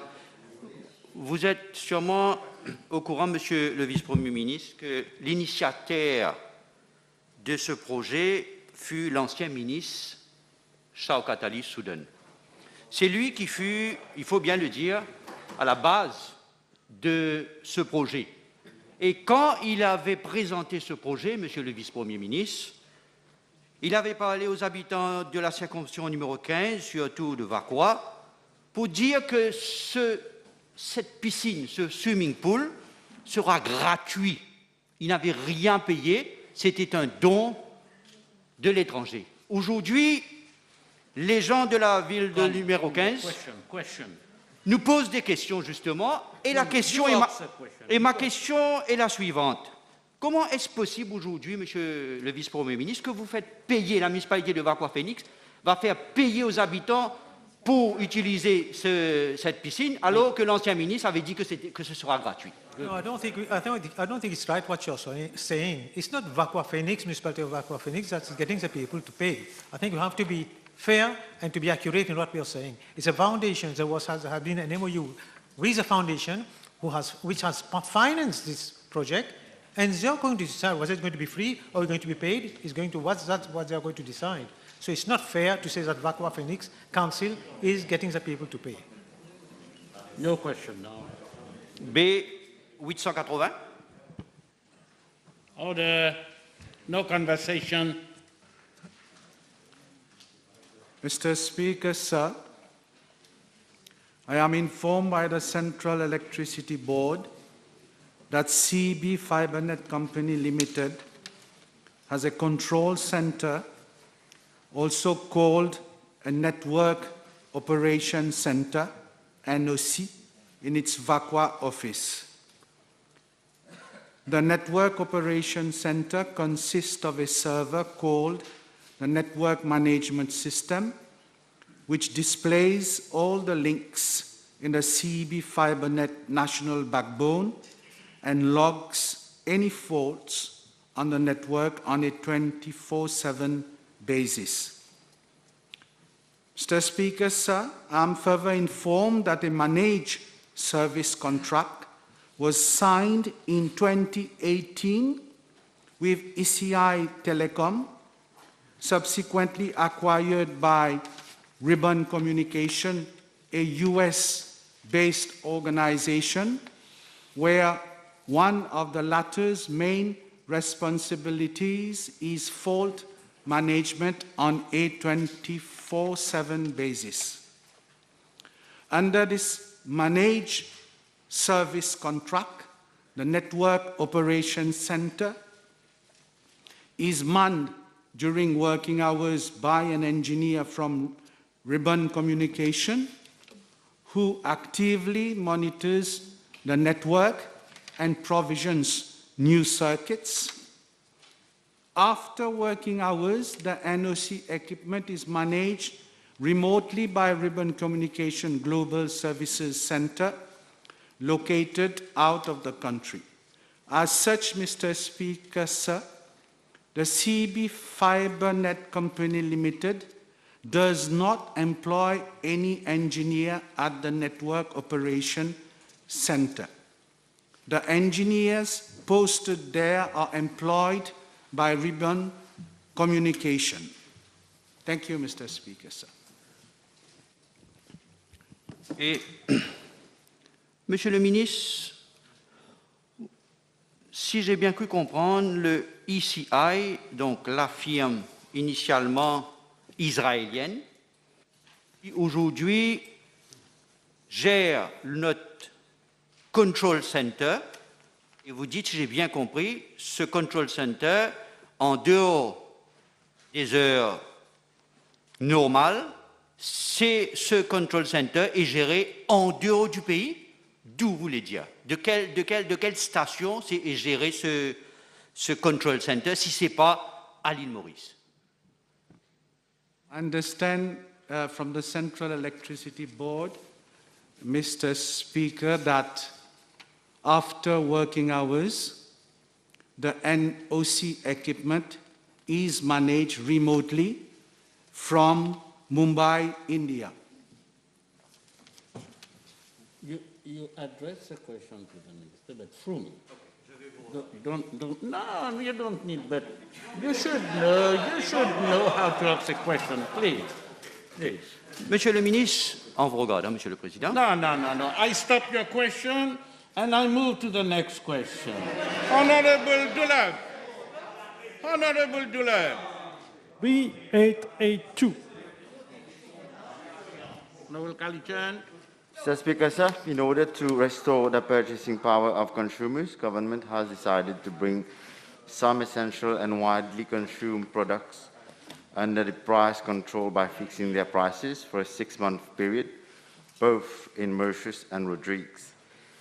In the endeavor to protect the consumers, the government ensured that importers, distributors, and retailers do not bear the brunt of this measure. As a result, this government is providing a subsidy to the importers and distributors through the Mauritius Revenue Authority. This price control measure is estimated to cost around 500 million rupees and will be fully funded by the government. Mr. Speaker, sir, as we go to the first part of the question, officers of the Consumer Affairs Unit of my ministry are effecting daily visits to trade premises and are inspecting supermarket, hypermarket, shop and warehouses. The products under price control are available on the local market and no shortage is foreseen.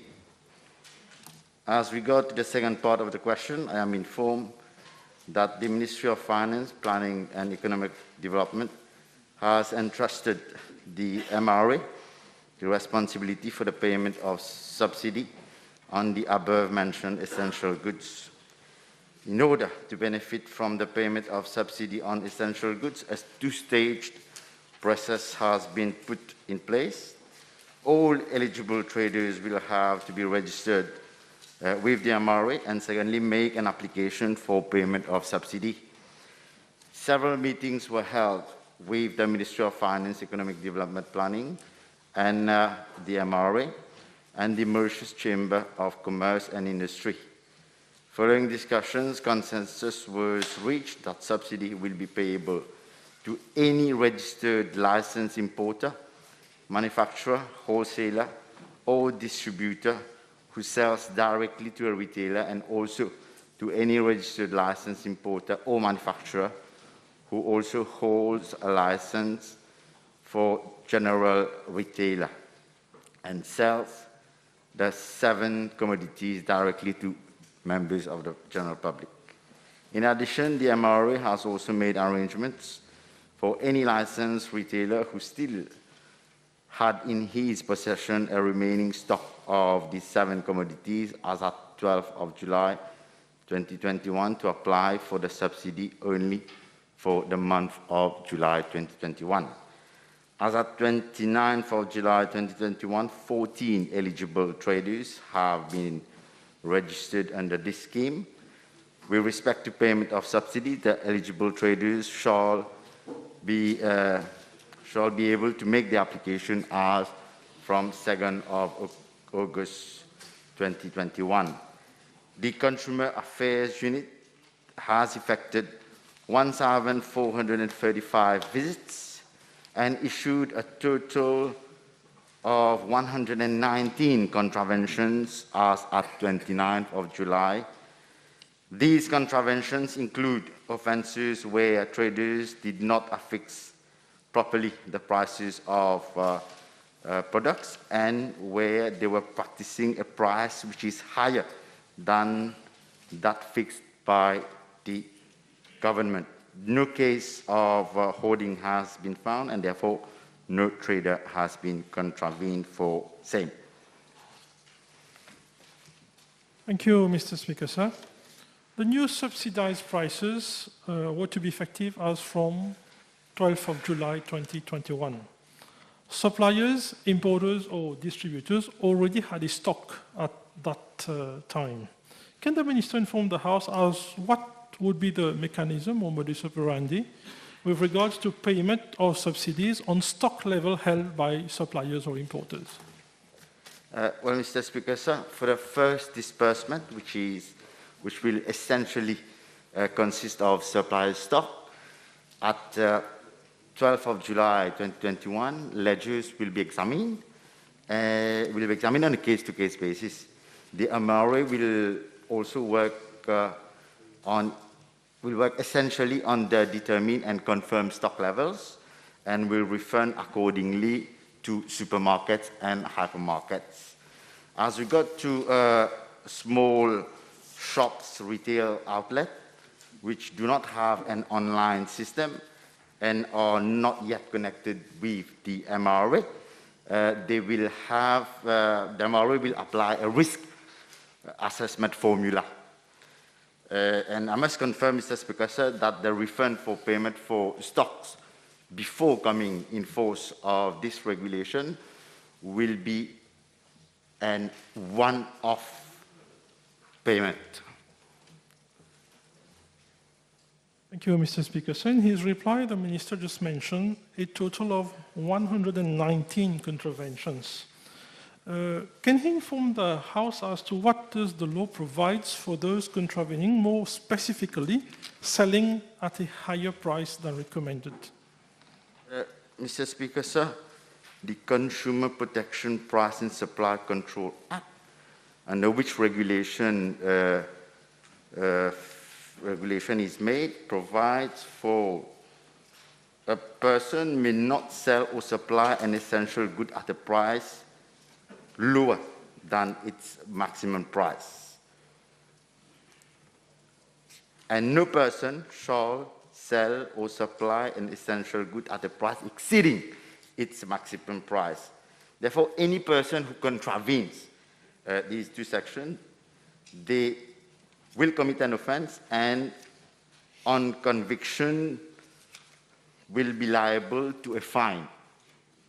That is not less than 75,000 rupees and not exceeding 100,000 rupees. So traders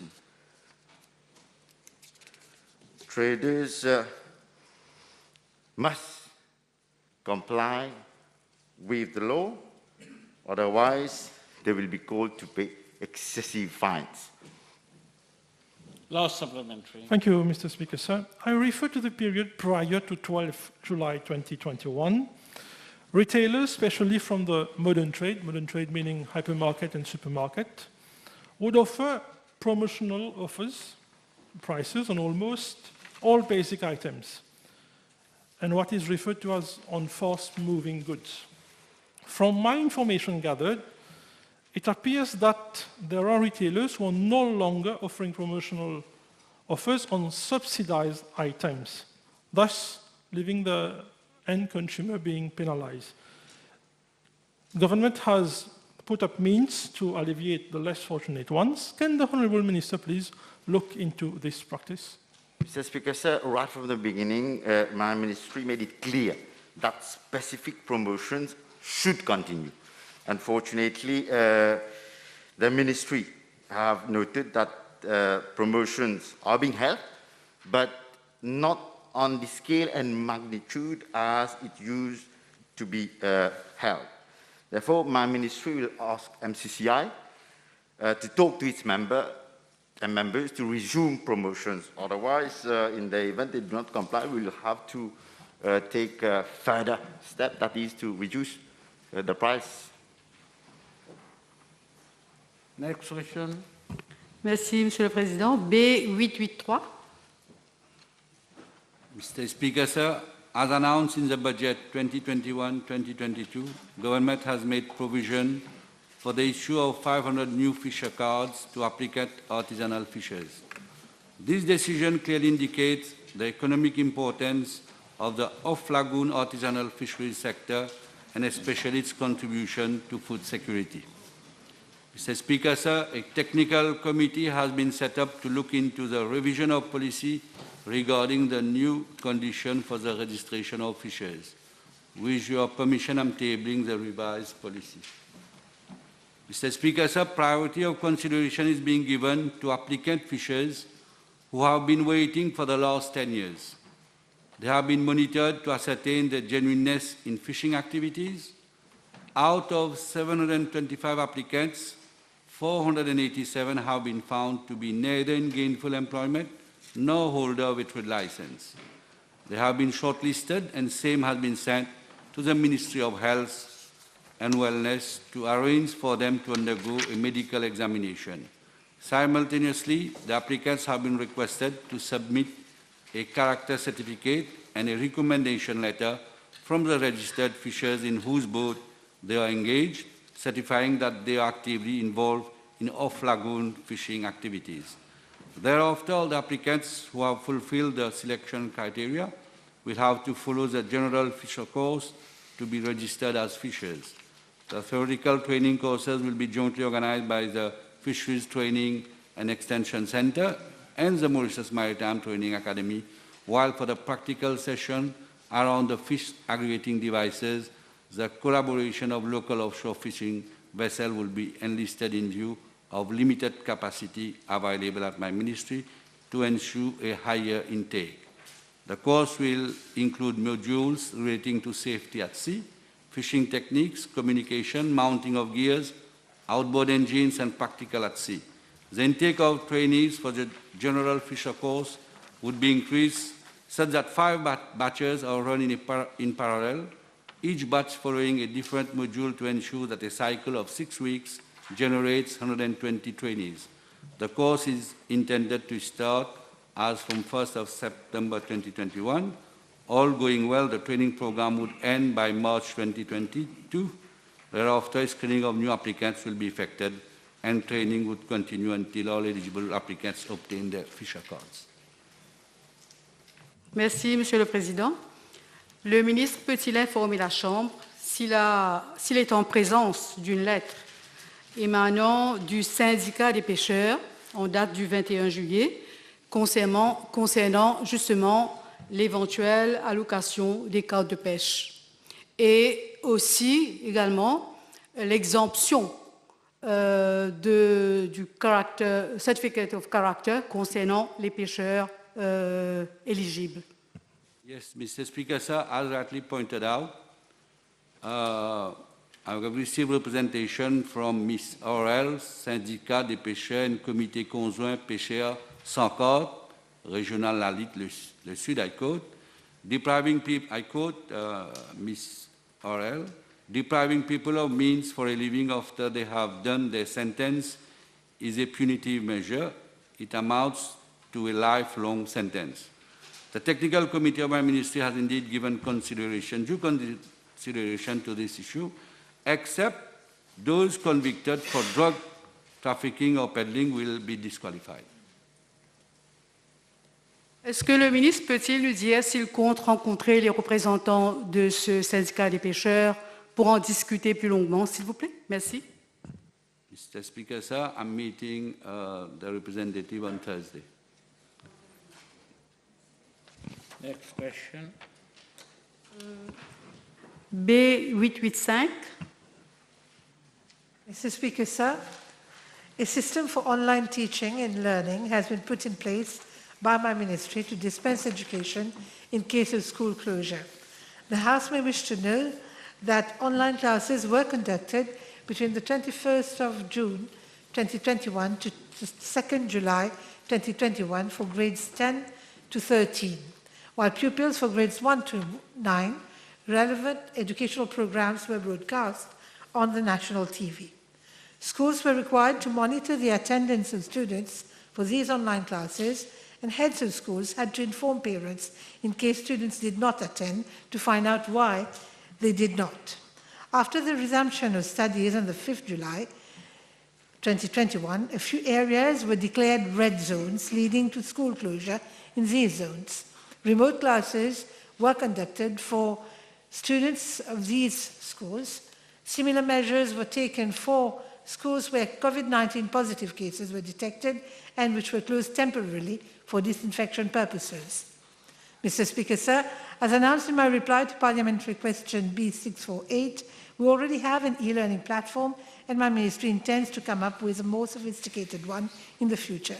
The ministry is presently working in collaboration with the Mauritius Institute of Education on a pilot project, the virtual classroom, which will allow a blended mode of teaching and learning, and that is a mix of face-to-face and online learning. Président, merci. La ministre peut-elle assurer à la Chambre que toute décision prise autour de la question de e-learning, etc., et la présence des élèves, le fait que les élèves puissent suivre les cours, est-ce que toute décision aurait pu être prise en consultation avec les différents partenaires de l'éducation et que no one is left behind? Mr. Speaker, sir, in the question that I replied a few minutes back, I just mentioned that a committee has already been set up at the level of the ministry to discuss with all stakeholders regarding any measures we're going to take in cases online teaching will be required. Les différents stakeholders concernent le corps enseignant. Certainement. Et les parents également. Est-ce que les parents sont consultés sur le sujet? Monsieur le Président, nous avons un travail à faire au niveau du ministère pour décider de la façon de dispenser les cours au cas de school closure. Bien sûr, quand il faut parler aux parents, à travers les PTA, cela se fait au niveau du ministère. B890.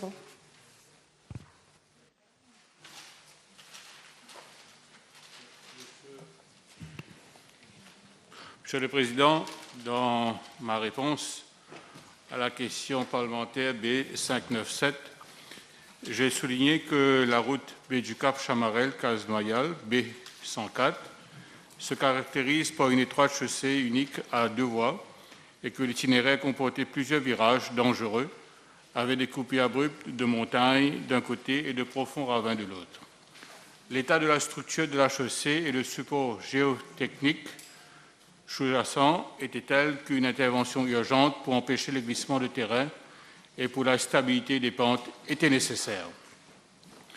Je comprends que mon ministère est bien en présence d'une lettre datée du 5 avril 2021 du président de la Royal Society of Arts and Sciences, avec copie au ministère de l'Infrastructure publique et au ministère de l'Agro-Industrie, entre autres, évoquant des préoccupations et des représentations sur l'abattage d'arbres le long de la route B104. Par la suite, l'attention de la RDA a été officiellement attirée sur les plaintes concernant le projet. Monsieur le Président, dans ma réponse à la PQ B597, j'ai souligné que l'amélioration de la route n'est en fait pas a schedule activity, nécessitant un Environmental Impact Assessment License, conformément à la partie B du 5th Schedule du Environment Protection Act de 2002. Cependant, dans le cadre de sa mission concernant la route B104, le Consul limité a préparé un rapport d'évaluation environnementale. Le dit rapport a souligné la nécessité de préserver les arbres endémiques situés à proximité de la route et a recommandé des mesures pour éviter les dommages directs ou indirects à ces arbres lors de la préparation du site et de la construction. On me fait comprendre que le service forestier a autorisé l'abattage d'arbres situés sur le tracé proposé et où des travaux de stabilisation des pentes étaient requis le long de la route B104 à Chamarel, sous réserve de conditions. En conséquence, la RDA a été priée d'assurer l'arrachage soigneux de tous les arbres endémiques qui seraient affectés et leur retransplantation. Sinu Hydro Corporation Limited, l'entrepreneur, a également été sollicité pour déplacer les plantes du site vers le Stateland Bimanic à la Nouvelle-France, sur une superficie de 2 hectares. Cet exercice est en cours depuis le 7 juin 2021 et fait l'objet d'un suivi quotidien par les agents forestiers. Tous les efforts sont faits pour épargner un maximum d'arbres sur le site.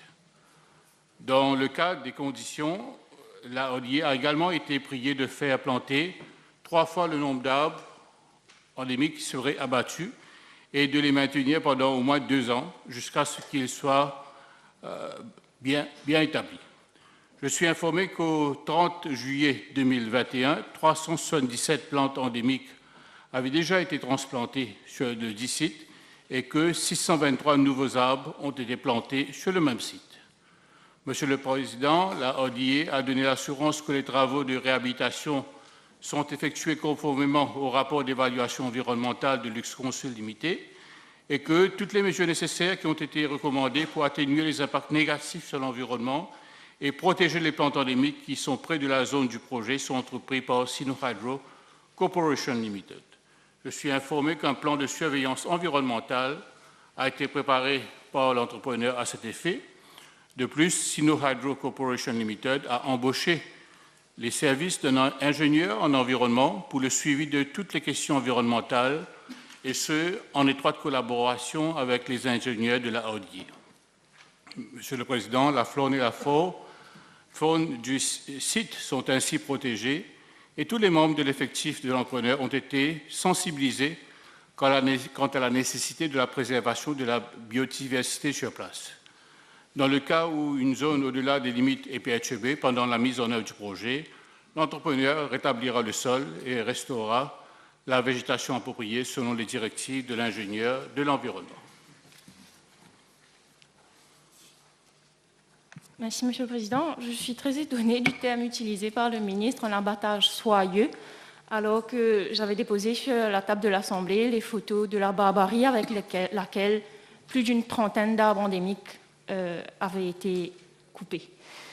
The Environment Protection Act states clearly in Schedule 6 Part B that conversion of forest to another land use, this is Section 10, and at Section 24, projects which is undertaken on mountain slopes or undertakings requiring an environmental impact assessment. So can the Minister state why no environmental impact assessment has been carried out, although it is required by law? Monsieur le Président, je pense avoir répondu à la question, et cette question a fait l'objet de plusieurs questions semblables dans le passé, adressées à moi-même, adressées à mon collègue du ministère des Infrastructures publiques, d'autres collègues ministres. Moi, je pense que cela a été très clair, Monsieur le Président, vu les impératifs en ce qui concerne l'urgence de la construction des routes sur place, les dispositions qui ont été prises par le Ministry responsable du Forestry et la RDA, le consultant qui est responsable sur place, le Luxe Consul Limité, conjointement avec le contracteur. Monsieur le Président, toutes les dispositions sont prises pour la préservation de la faune et la flore sur place. Monsieur le Président, je maintiens ma réponse telle que je l'ai mentionnée pour dire que les travaux entrepris ne sont pas considérés comme a scheduled activity selon le Environment Protection Act. The table has been advised that PQ B894, B895, and B896 have been withdrawn. Time over. Motion. Mr. Speaker, sir, I move that all the business on today's order paper be exempted from the provisions of paragraph 2 of Standing Order 10. Seconded. The question is that all the business on today's order paper be exempted from the provisions of paragraph 2 of Standing Order 10. Those in favor say aye, those against say no. Ayes have it. Statements by ministers none. Public bill, second reading. Public bill, second reading.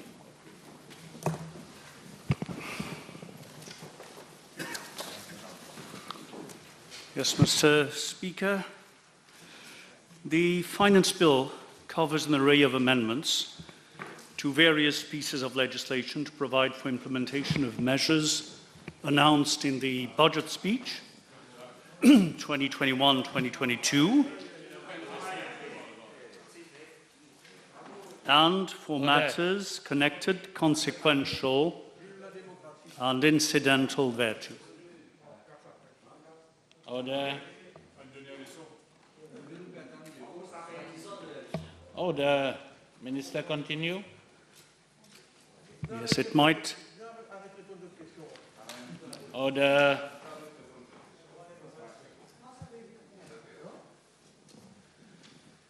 It might be apposite to note, Mr. Speaker, sir, that respect for parliamentary traditions is a two-way process. Just as for government and for the majority in Parliament, it is our duty to listen to the opposition,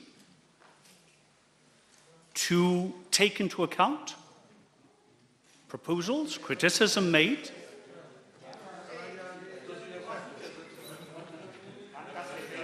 Order. Whereas it is the duty of ministers to respond to questions and answer all questions.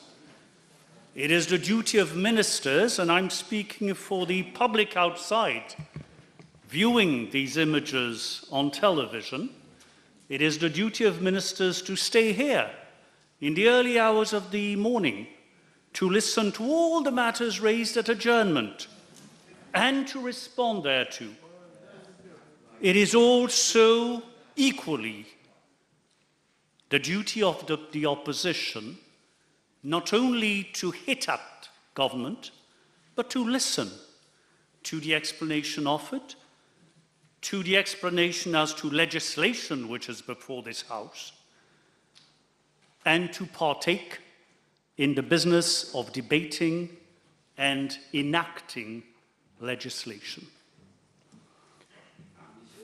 All too often,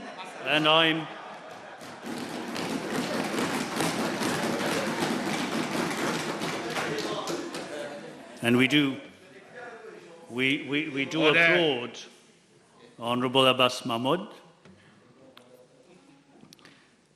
I was saying that as we intervene at the end of the debate on the finance bill, we once again respond to points made by the opposition and explain the proposal of government. And it is a matter of utter dismay that the opposition once again, having had its say and having been listened to by government, not to be here, not to do its duty for which it is paid from public funds, to represent all of our people and to pay respect to the traditions of parliamentary democracy. But be that as it may, government business has to go on, and we shall do our duty in intervening to conclude the debates on the finance bill. Mr. Speaker, I do not propose to be long. It is not my intention to repeat the debate on the budget, nor to repeat what has been said before by other members. I will therefore briefly refer to the clauses of the finance bill that pertain to my area of responsibility: tourism, housing and land use planning. I shall first consider the clauses of the finance bill that pertain to the tourism sector, to briefly explain what government is doing through the finance bill. Firstly, Mr. Speaker, clause 22 of the finance bill relates to the EDB Act, amends the EDB Act by introducing a new section 13, subparagraph 4, whereby applications for occupation permits will henceforth have a time limit of 5 days. Whenever a ministry, let us say the Ministry of Tourism, is consulted on an application for an occupation permit that is being piloted by the EDB, if within 5 days no reply is obtained, it shall be considered that the Ministry of Tourism is not objecting. This is a most welcome innovation because the contribution of foreign expertise, of foreign skills to the development of the tourism sector has been of critical importance throughout the history of tourism. And the amendment being brought by my colleague, the Minister of Finance, eloquently states the principle that henceforth we should be expeditious in addressing the request for foreign expertise as proposed by the EDB. The other clause pertaining to tourism is clause 44 of the Finance Bill that relates to the Land Duties and Taxes Act.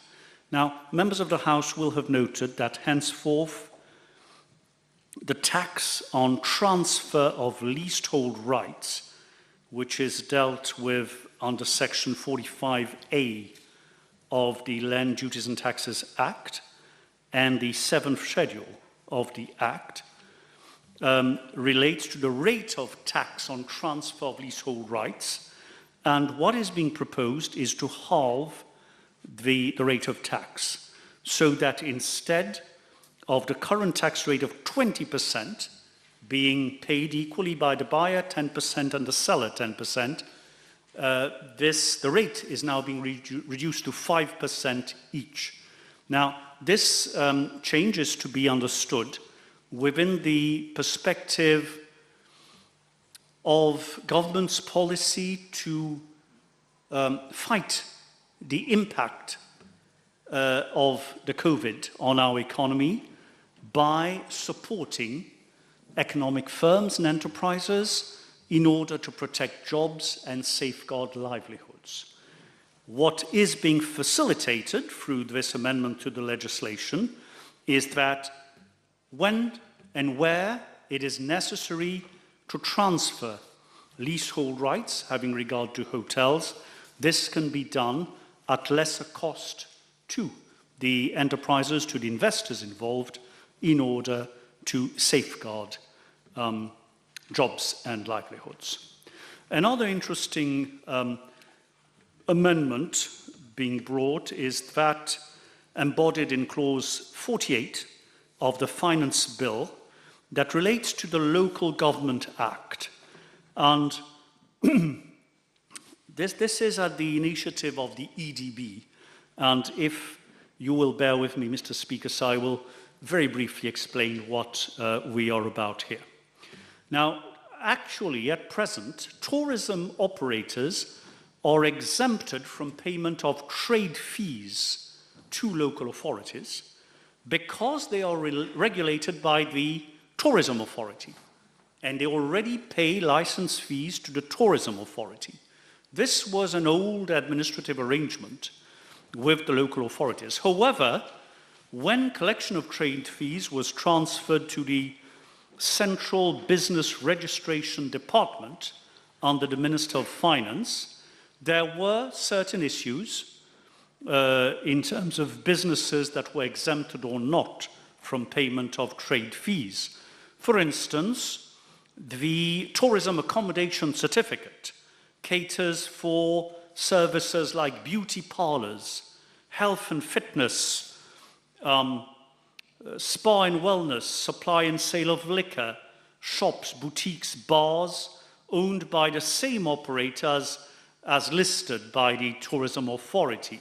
But these operators, in effect, were being asked to pay trade fees, whereas they were also paying Tourism Authority licenses. Now, as it has been announced by the Minister of Finance in the budget speech, henceforth trade fees will not be applicable to any person, to any firm holding a tourist enterprise license. Consequently, what clause 48 of the Finance Bill does is to amend the 12th schedule of the Local Government Act to list activities that are exempted from payment of trade fees to include any holder of a certificate license or permit issued by the Tourism Authority. Next, clause 85 of the Finance Bill deals with an amendment to the State Land Act. In this case, you may recall, Mr. Speaker, sir, that last year, rental payments for industrial leases of state lands for tourist-related activities was waived completely. This year, what is being proposed in the Finance Bill is that rather than having to pay in advance by 31st of July, payments will be effected at the end of the fiscal year. Now, this is of critical importance to help the resumption of activities within the tourism sector. Right now, I am happy to report to the House that more than 50% of our hotels are in operation. If not as quarantine or treatment centres, then again as resort hotels or as establishments open to the locals for local tourism. Guest houses are gradually picking up. Since the 23rd of July, a large number have gone back into operation, and this legislative proposal will go a long way in assisting tourism enterprises to get on their feet again and start operating normally. The final point regarding tourism relates to clause 37 of the Finance Bill, which amends the Immigration Act, Section 2 of the Immigration Act, the definition section, to provide a definition for the Invest Hotel scheme. What is being proposed is that under that scheme, for which the EDB makes specific regulations, henceforth, sale of up to 80% of the units of a new, let us say, hotel complex will be allowed, with the possibility for the owner of the room to stay for a maximum of 6 months, as opposed to 45 days, which it was previously since 2015. Now, I had proposed to respond to the very harsh criticism of the leader of the opposition, having regard to the Invest Hotel scheme, but I do no longer propose to do so in his absence. I believe the matter is largely irrelevant, since nobody else has raised the criticisms that he aired in the House and which we patiently listened to and prepared to respond to. I shall therefore move on straight to the housing sector. Now, in the housing sector, clause 22 of the Finance Bill amends the EDB Act to provide for the Ministry of Housing and Land Use Planning, together with the Prime Minister's Office and the Ministry of Finance, I believe, to have a specific representation on the board of the EDB, which is all too logical, being given the requirements of development in our day and time. So I won't delve any longer on that issue. But clause 45 brings a very important amendment to the Landlord and Tenant Act. You may recall, Mr. Speaker, that last year, in the COVID-19 Act, the Landlord and Tenant Act was amended so that persons who were not able to pay their rent between March 2020, when the first confinement intervened, the first lockdown in fact, up until August 2020, were no longer at risk of an eviction order. Non-payment of rent during that time, according to the amendment brought by government in 2020, was not considered a breach of the tenancy agreement, and a moratorium was provided for in the sense that tenants could pay the unpaid rent by installments up to 31st of December 2021. Now, this provided enormous relief to a large number of small tenants, but did give rise to some abuse. So this year, while hastening to act once again to protect small tenants from the hardship caused by the COVID confinement period, the proposal of government has been modified to a certain extent. Once again, non-payment of rent for the months of March 2021 to August 2021, I'm referring to non-payment of rent for premises, of course, will not constitute a breach of a tenancy agreement, will not automatically entitle the owner to an eviction order, but the rent will have to be repaid. This time, half of it will have to be repaid by the end of December 2021, and the balance to be paid in 12 equal monthly installments between January and December 2022.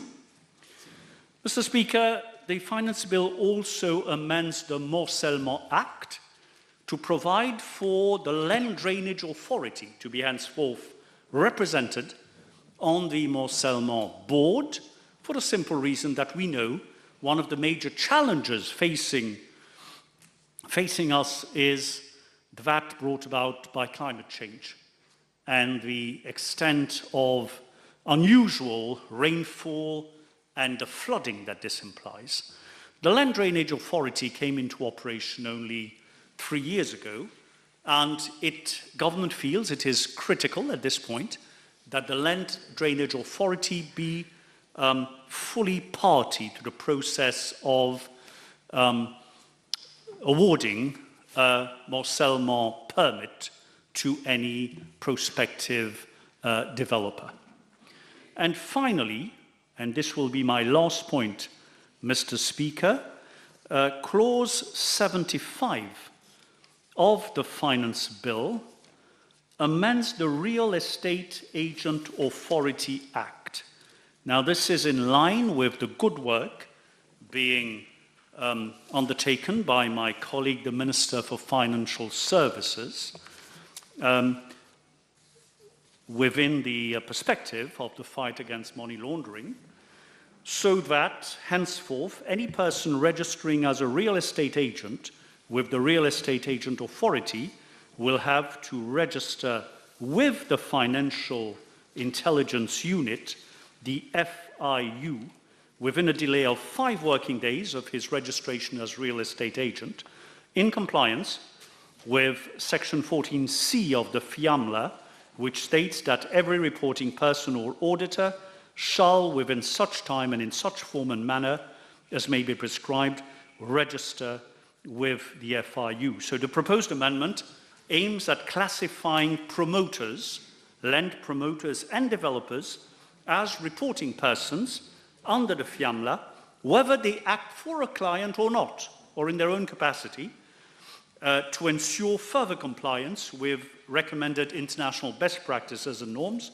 for combating money laundering and the financing of terrorism and proliferation. Mr. Speaker, I thank you for bearing with me through these technical explanations of what is being proposed, and I will end by inviting all the members of the House to support the proposals in the Finance Bill as introduced by my colleague, the Minister of Finance. Thank you, Mr. Speaker.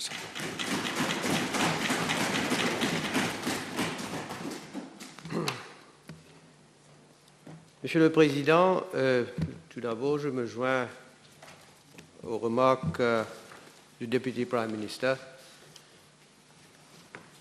pour que le public puisse voir. J'espère que le Parlement TV peut montrer les bancs vides de l'opposition. Comme toujours, ça devient une habitude, à l'exception de l'honorable, toujours, de l'honorable Salim Abbas Mahmoud. Donc je ne vais pas répéter ce que le DPM a dit. Mais moi, par contre, j'ai l'intention de faire mon discours comme j'avais prévu, et peut-être même je serai inspiré de dire certaines choses. En plus, on verra en cours de route. Mr. Speaker, sir, every year the Finance Miscellaneous Provisions Bill is presented by the Minister of Finance, and normally a few weeks after the appropriation bill is voted by the National Assembly. And every time, I have been looking at the previous bills, every time I must say it has been a voluminous bill with amendments to numerous acts of Parliament, as the measures announced in the budget, they cut across many sectors and they impact on many government departments and public entities. And this year is in fact, it is not only no exception, it goes even further. The finance bill, I must say, is more voluminous, as the challenges faced by the country are multifold and multisectoral, and are compounded by the adverse impact of the COVID-19 pandemic.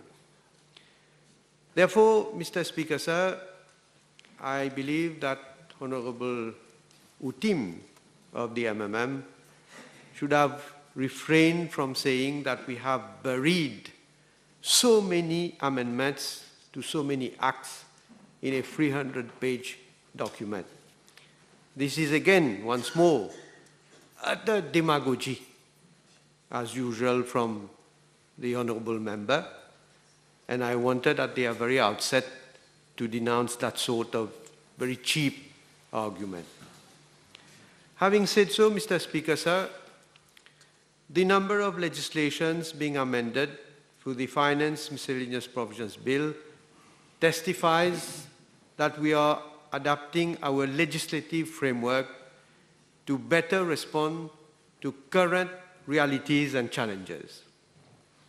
Since honourable members on this side of the House have abundantly dealt with many of the proposed amendments, I will also focus my comments on a few of them, of which, of course, some are related to legislations that govern departments and entities falling under my portfolio of responsibilities. Mr. Speaker, sir, Budget 2021-2022 paved the way to reverse the economic downfall due to the COVID-19 pandemic, build resilience, and prepare our economy to leap back into the league of high-income countries. Measures announced emphasize on sustainability and inclusiveness of growth.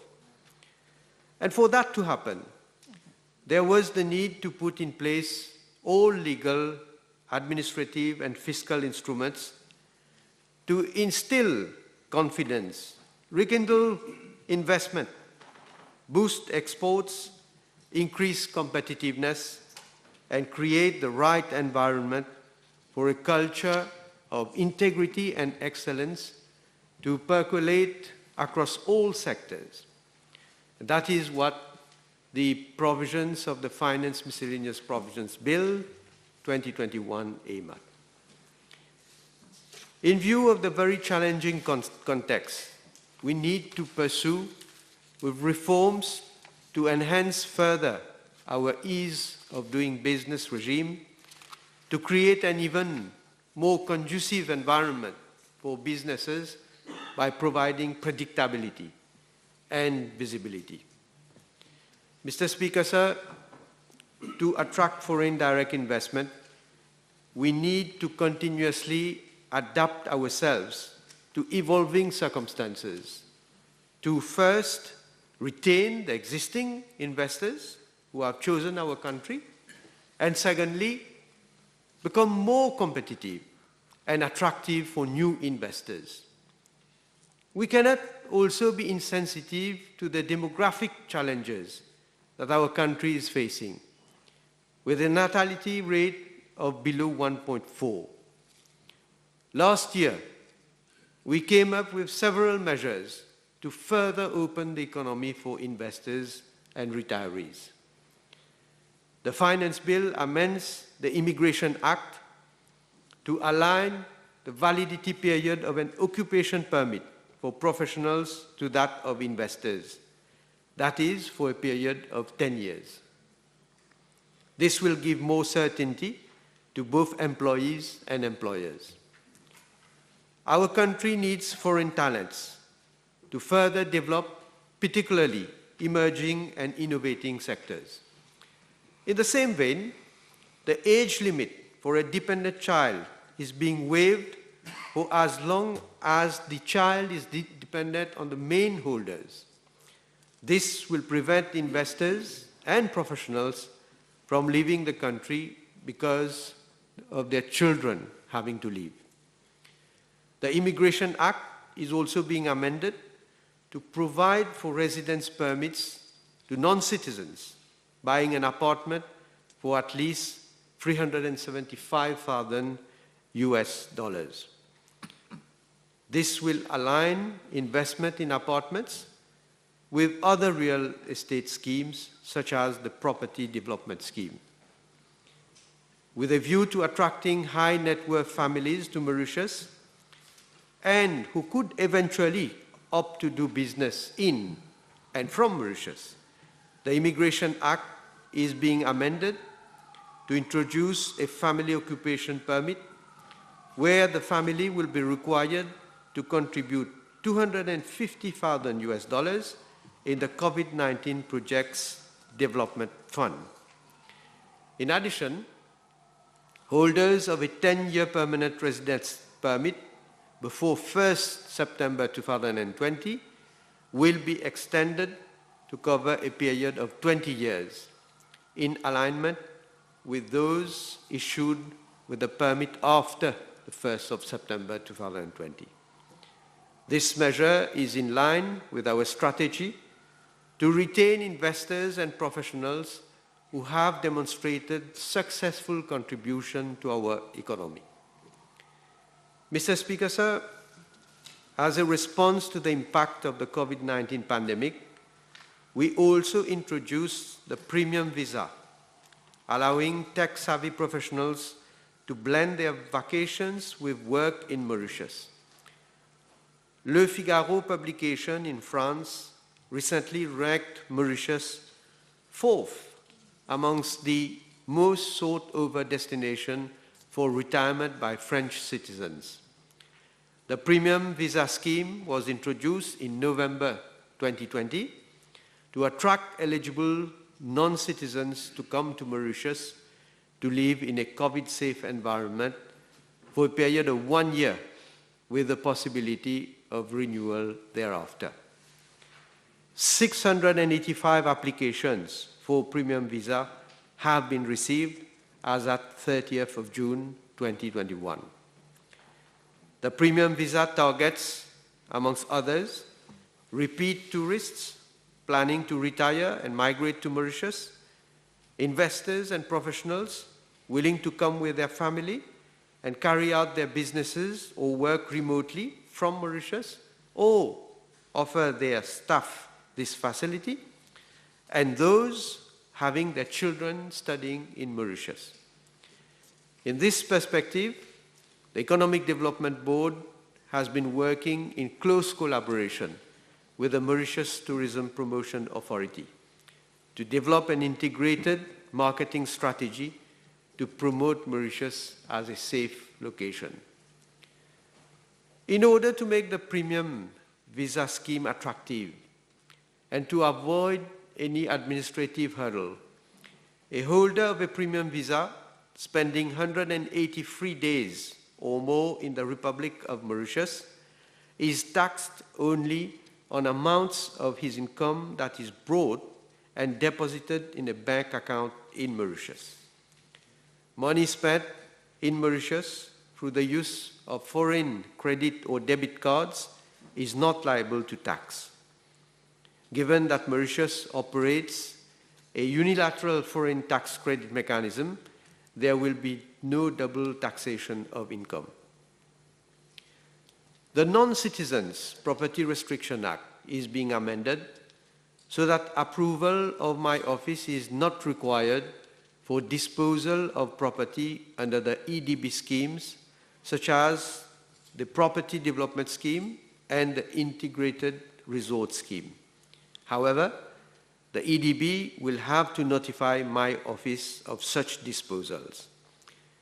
Moreover, provision is being made for the EDB to maintain a non-citizens property restriction register containing particulars about the acquisition or disposal of properties by a non-citizen and if there is any security that has been taken on the property.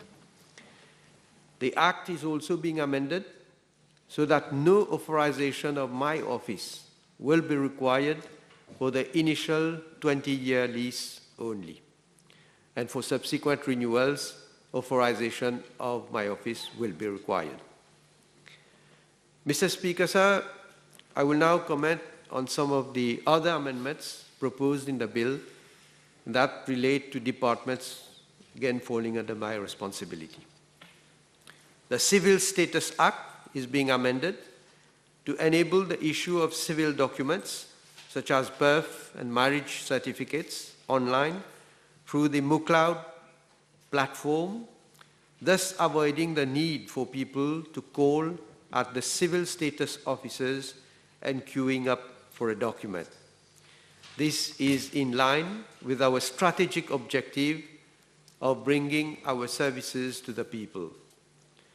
Another amendment being brought to the Civil Status Act will require hospitals, private health institutions, and midwives for births at home to notify the Civil Status Office of the birth of a child through a prescribed form.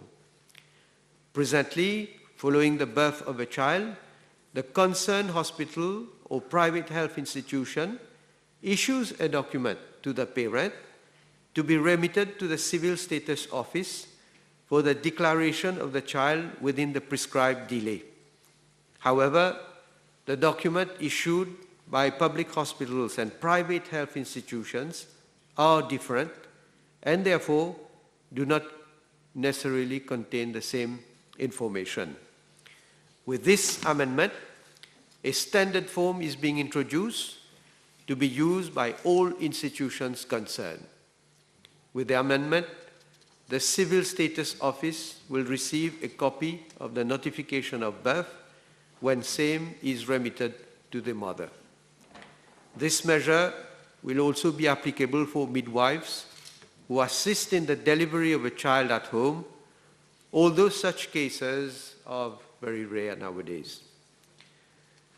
The amendment will not only allow the Civil Status Division to have updated information on birth, but will also reduce, to some extent, tardy declarations which constitute a real problem today. Mr. Speaker, sir, the main objective of the United Nations Financial Prohibitions, Arms Embargo and Travel Ban Sanctions Act 2019 is to enable the government of Mauritius to implement targeted sanctions and other measures imposed by the United Nations Security Council with a view to addressing threats to international peace and security, including the financing of terrorism and proliferation of weapons of mass destruction. The proposed amendments to the United Nations Financial Prohibitions, Arms Embargo and Travel Ban Sanctions Act are meant to strengthen existing provisions to avoid any ambiguity that might arise, as well as to better empower the National Sanctions Secretariat to conduct its duties diligently. Mr. Speaker, sir, the proposed amendments to the ICT Act 2001 are being brought to ensure improved compatibility of the local legislation vis-à-vis the international commitments taken at the level of the World Trade Organization, notably with regard to the integration of the regulatory principles formulated under the WTO Telecommunications Reference Paper. The issues that are being addressed are in relation to the notion of essential facilities and universal access. Corresponding sections on universal service, interconnection and access agreements, market definition, and tariffs are being reviewed to address functional limitations identified by the ICT Authority. The ICT Act is also being amended to address issues raised in the report of the Commission of Inquiry on Drug Trafficking, published in year 2018, regarding the use of satellite telephones which according to information received are being used by traffickers.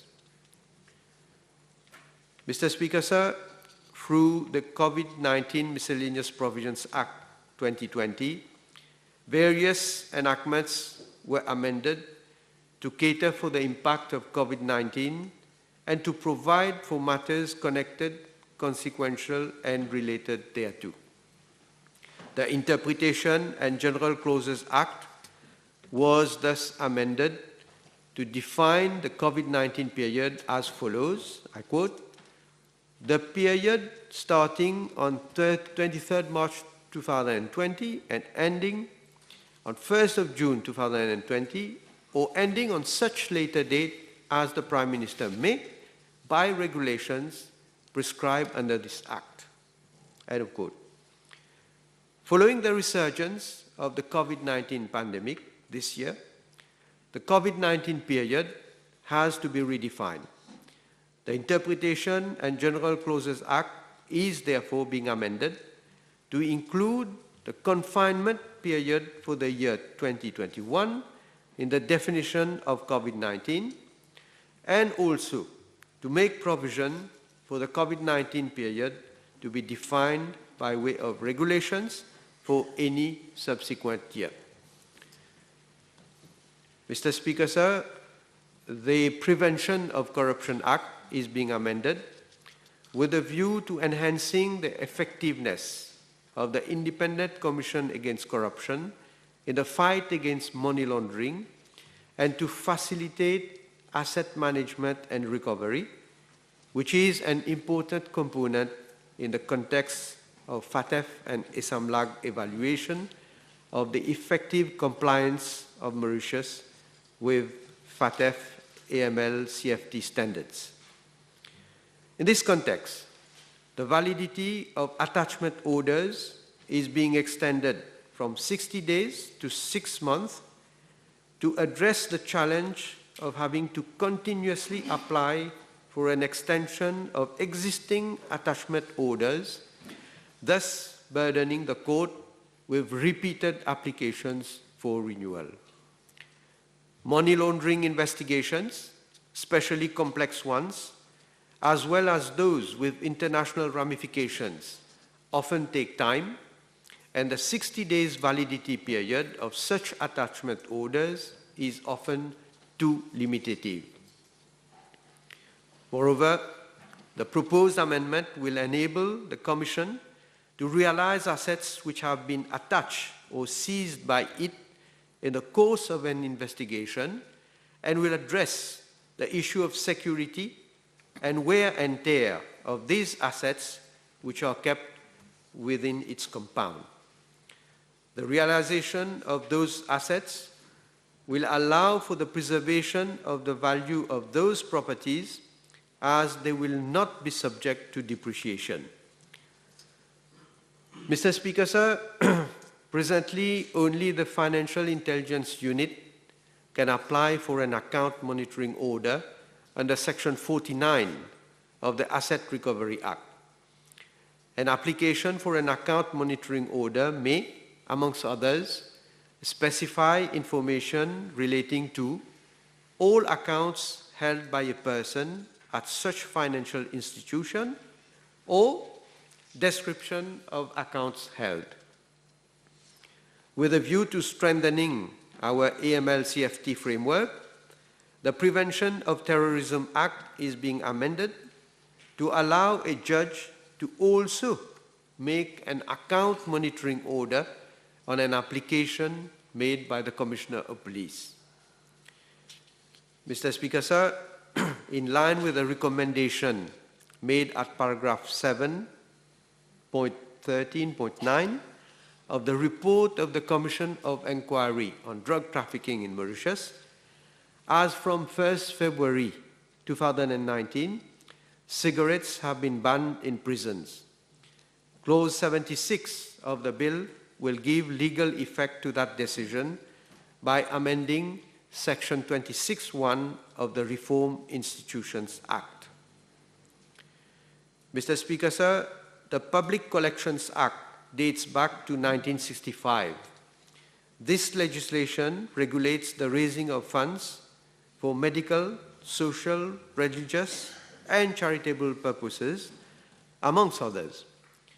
Amendments are being brought to sections 2 and 6 of the Act with a view to combating money laundering and financing of terrorism, and to be in line with the guidelines of the Financial Action Task Force.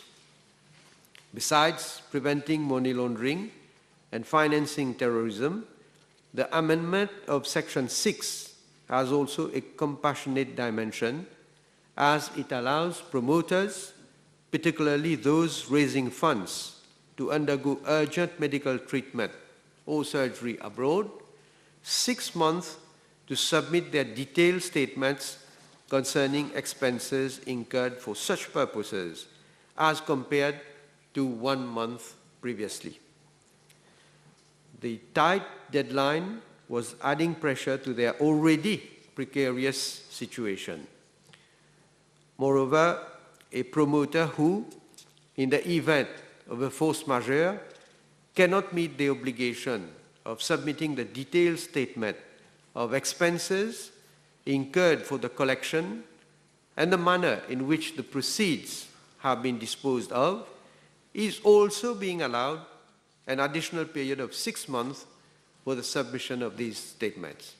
However, to prevent any abuse, the extension will be granted only if the promoter has taken all reasonable precautions, due care, and reasonable alternative measures to avoid the effect of any circumstance or event which would affect his ability to fulfill his obligations. Mr. Speaker, sir, the Civil Aviation Act is being amended to provide that henceforth the passenger fee and the passenger solidarity fee to be levied in US dollars instead of Mauritian rupees. Mr. Speaker, sir, let me come to the proposed amendments to the Gambling Regulatory Act. And I will dwell quite lengthily on these amendments to dispel all doubts and apprehensions, and also to denounce the demagogy going on at the moment. At the outset, I will say that all the hue and cry with regard to the proposed setting up of a horse racing division within the Gambling Regulatory Authority is totally unjustified. It is a known fact that horse racing in Mauritius is at crossroads. Either we undertake a complete overhaul for a better or sustainable future, or we let the industry die an inexorable death with no sensible and responsible person would wish. Mr. Speaker, sir, serious concerns on horse racing in Mauritius have been expressed since many, many years.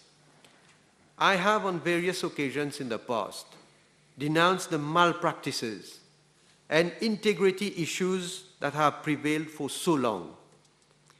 The former Prime Minister, Dr. Navin Ramgoolam, while replying to a parliamentary question on 22nd of July 2014, stated, I quote, "Government views with great concern the wide-ranging allegations about the organization and management of horse racing in Mauritius.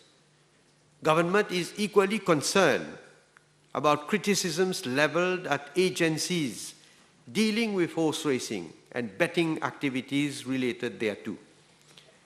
It is very obvious that public confidence in the integrity of the horse racing industry has been severely dented.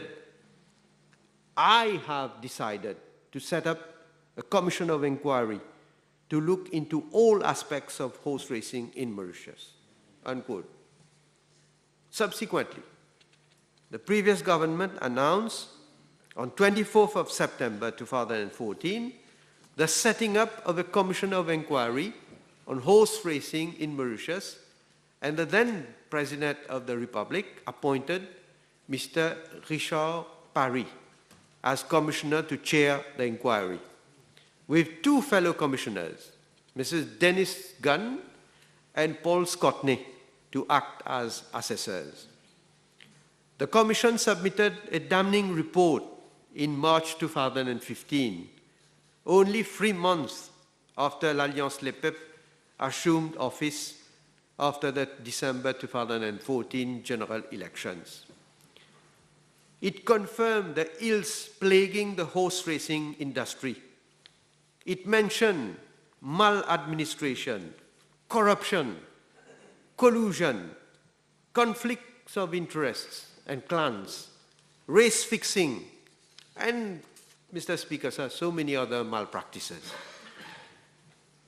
The Paris report highlighted the following, I quote, "The Commission notes that allegations of corrupt racers have been a major issue for Mauritian horse racing for many years.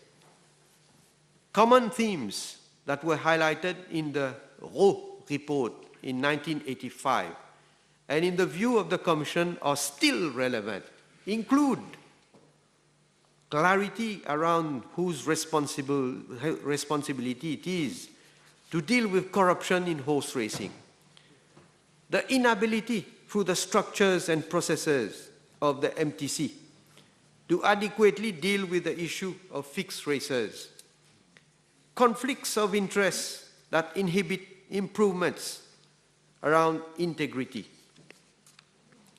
the management and control of both Mauritian and foreign jockeys, the illegal betting markets, and inadequate application of the rules and regulations around corruption," unquote.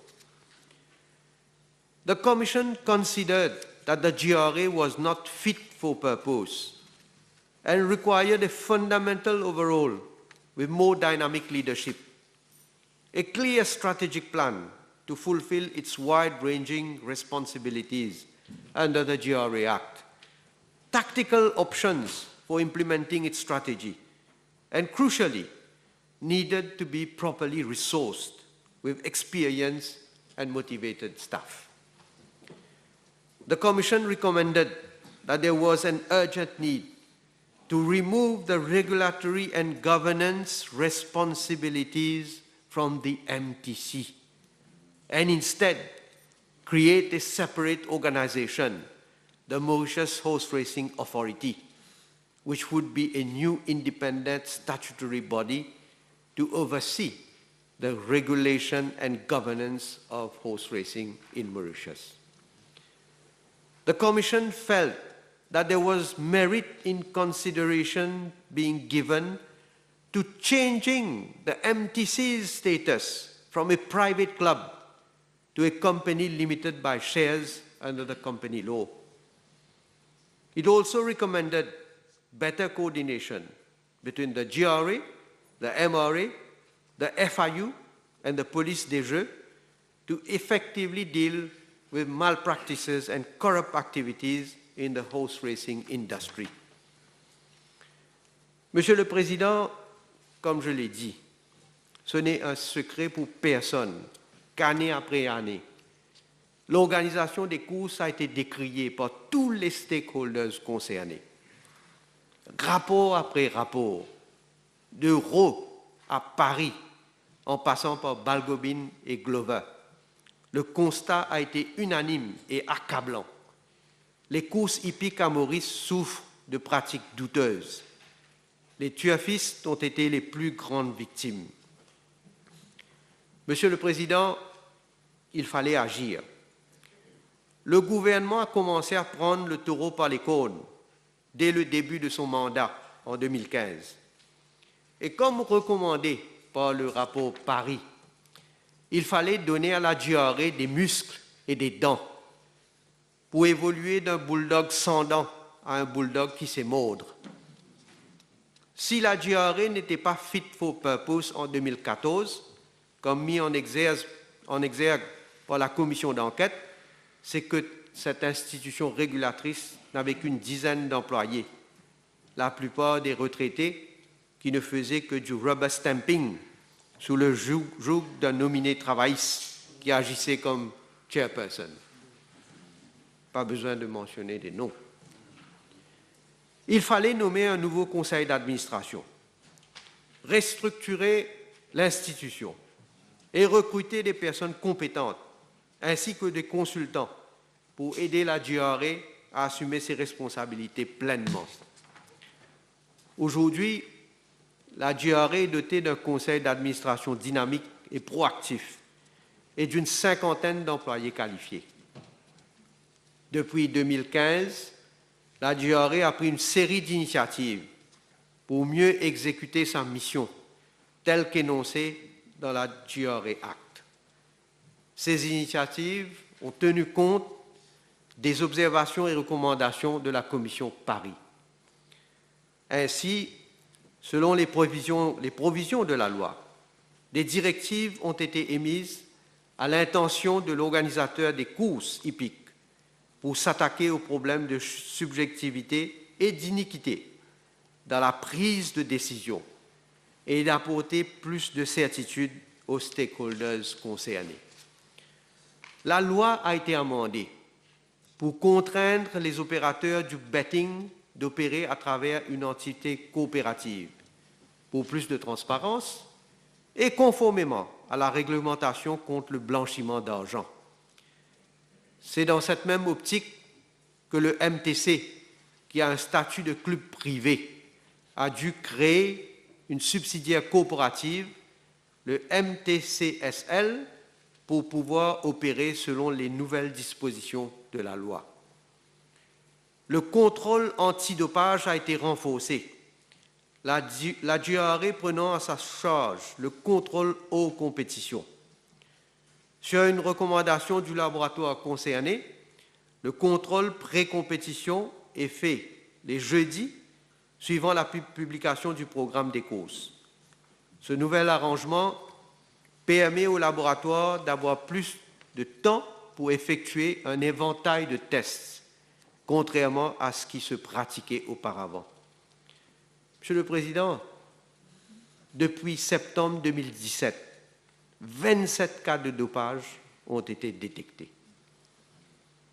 Pour plus de transparence sur les gains issus du betting, les licensees de la GRA sont contraints sous l'Income Tax Act de répertorier les gains dépassant 20 000 roupies.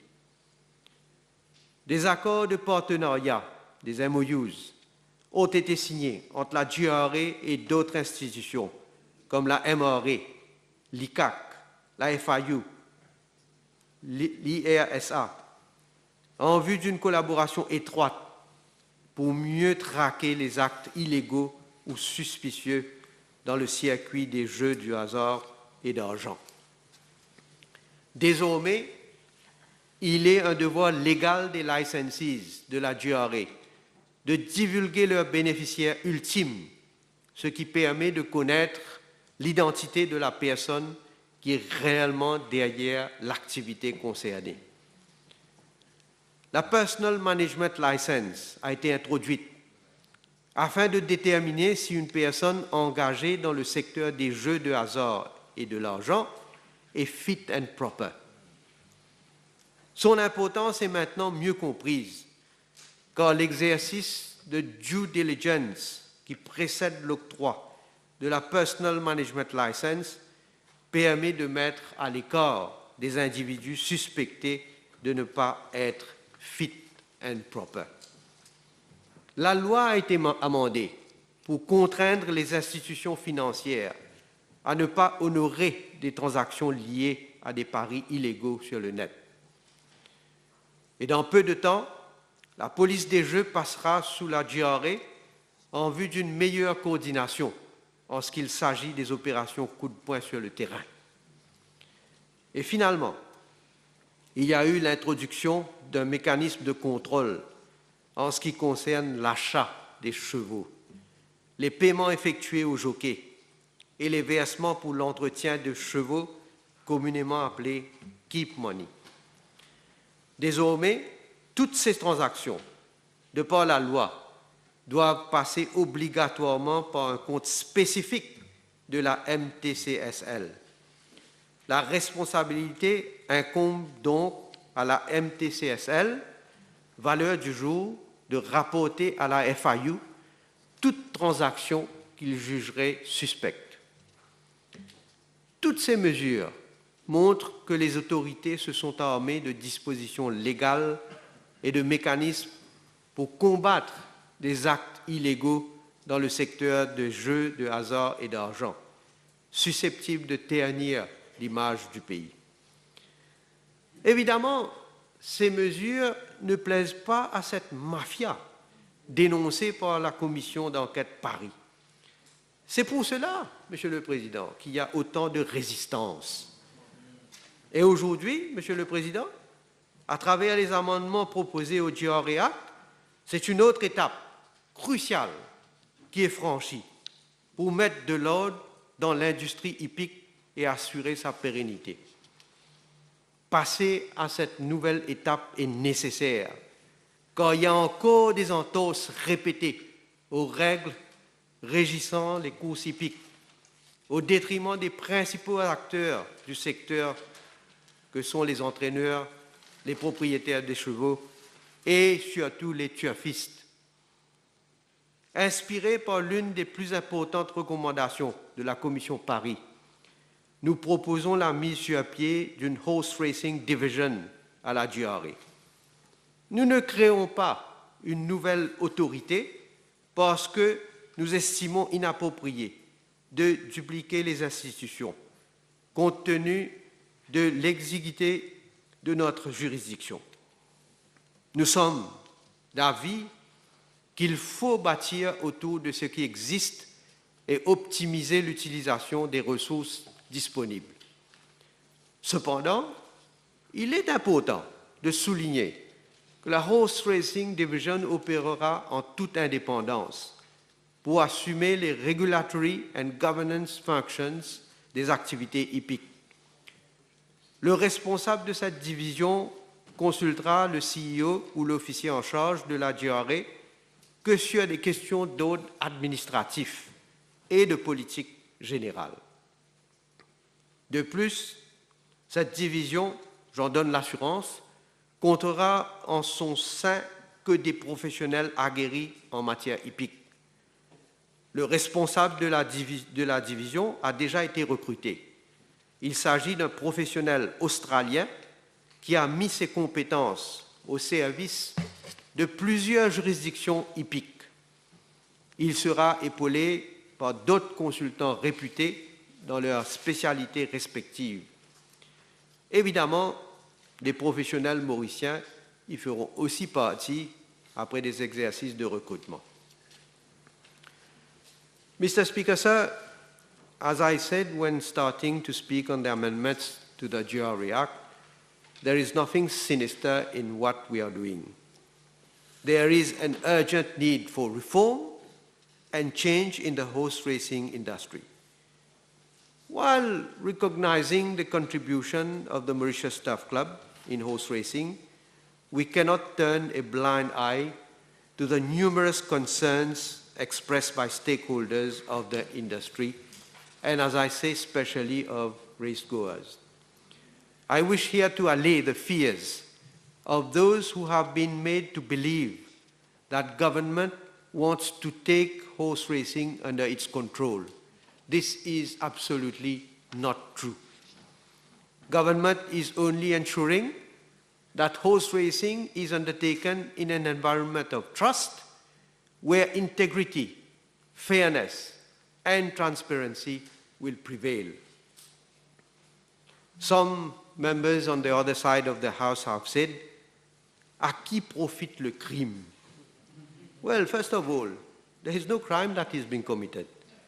What is being proposed is an evolution for a sustainable and clean horse racing industry.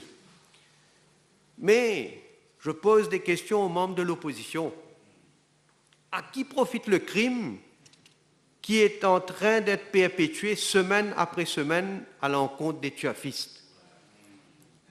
À qui profite le crime de continuer avec des décisions arbitraires et des collusions occultes? À qui profite le crime quand certains cautionnent les maldonnes et les activités des corrompus qui ont pris des courses en otage. On sait, Monsieur le Président, comment les gains provenant des courses hippiques ont servi de war chest pour des politiciens au sein de l'opposition, parlementaires et extra-parlementaires. On sait aussi les relations incestueuses entre ceux dons dénoncés dans le rapport de la commission d'enquête et les politiciens de l'opposition. On sait comment des politiciens de l'opposition ont donné des consignes de vote aux dernières élections au Mauritius Turf Club. Ils ont affiché ouvertement, publiquement, à travers leur compte de Facebook. Alors, ce n'est pas difficile de comprendre les motivations de certains membres de l'opposition. Ce sont eux qui ont politisé le MTC. Qu'ils fassent leur mea culpa avant tout. Monsieur le Président, si je comprends bien les critiques de l'opposition, dois-je conclure qu'ils auraient mis le rapport Paris dans un tiroir si jamais ils avaient gagné les élections en 2014? Auraient-ils trouvé une parade pour dire que le commissaire et ses assesseurs ont fauté et qu'il fallait à tout prix maintenir le statu quo et laisser pourrir la situation? Aurait-il permis à la mafia dénoncée dans le rapport Paris de continuer à détrousser les tuafis semaine après semaine? Quant au Mauritius Turf Club, maintenant Mauritius Turf Club Sports and Leisure Limited, je ne peux que condamner cette obsession de vouloir à tout prix défier le gouvernement et la GRA. Je le redis, le gouvernement agit en toute bonne foi pour le bien des courses hippiques.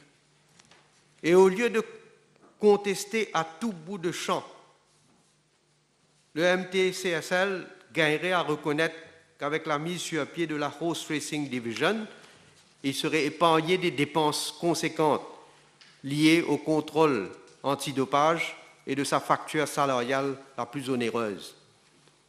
Et loin de vouloir tuer le MTCSL, comme allégué, l'opportunité est donnée à ce dernier de mieux utiliser les ressources financières qu'il continuera de recevoir des opérateurs de Paris pour améliorer ses infrastructures, moderniser ses équipements, augmenter les stakes money, améliorer les conditions d'emploi des palefreniers, par exemple, ou encore planifier l'avenir. Contrairement à ce qui est dit par le président du MTC, un fervent du MMM, le MTCSL continuera à s'occuper de l'organisation des courses, des Race Day Operations, comme on le dit. Depuis la parution du programme officiel jusqu'à la fin d'une journée de course, le MTCSL continuera de s'occuper de ce qu'il fait maintenant.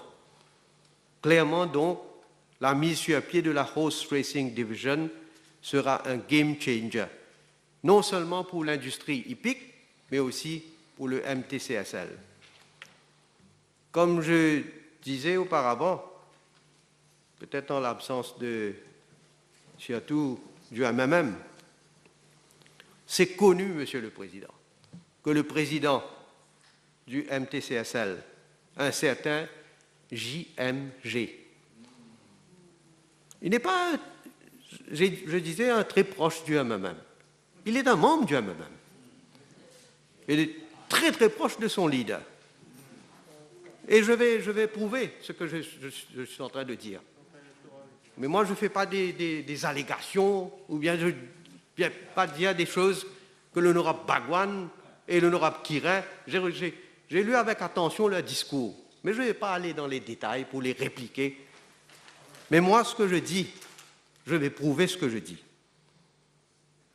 Un proche, un membre du MMM, il avait participé à la campagne électorale 2019. Il y a des témoins ici encore. Il avait pris la parole lors d'une réunion politique du MMM au domaine Camélia, chemin Grenier, le 19 octobre 2019. Et cela avait été rapporté dans la presse. Et d'ailleurs, je profite to table a document. It is a certified copy of le défi quotidien. J'ai pris la peine de faire certifier. Voilà ce qu'il dit. Monsieur Giraud qui avait... Monsieur JMG, pardon. Parce que je lisais de ce qui a été rapporté. Ben, monsieur, dans la presse, ce n'est pas rapporté comme ça, mais il faut que je rapporte fidèle au principe parlementaire. JMG, ancien directeur d'une compagnie qui s'appelle U.B.P.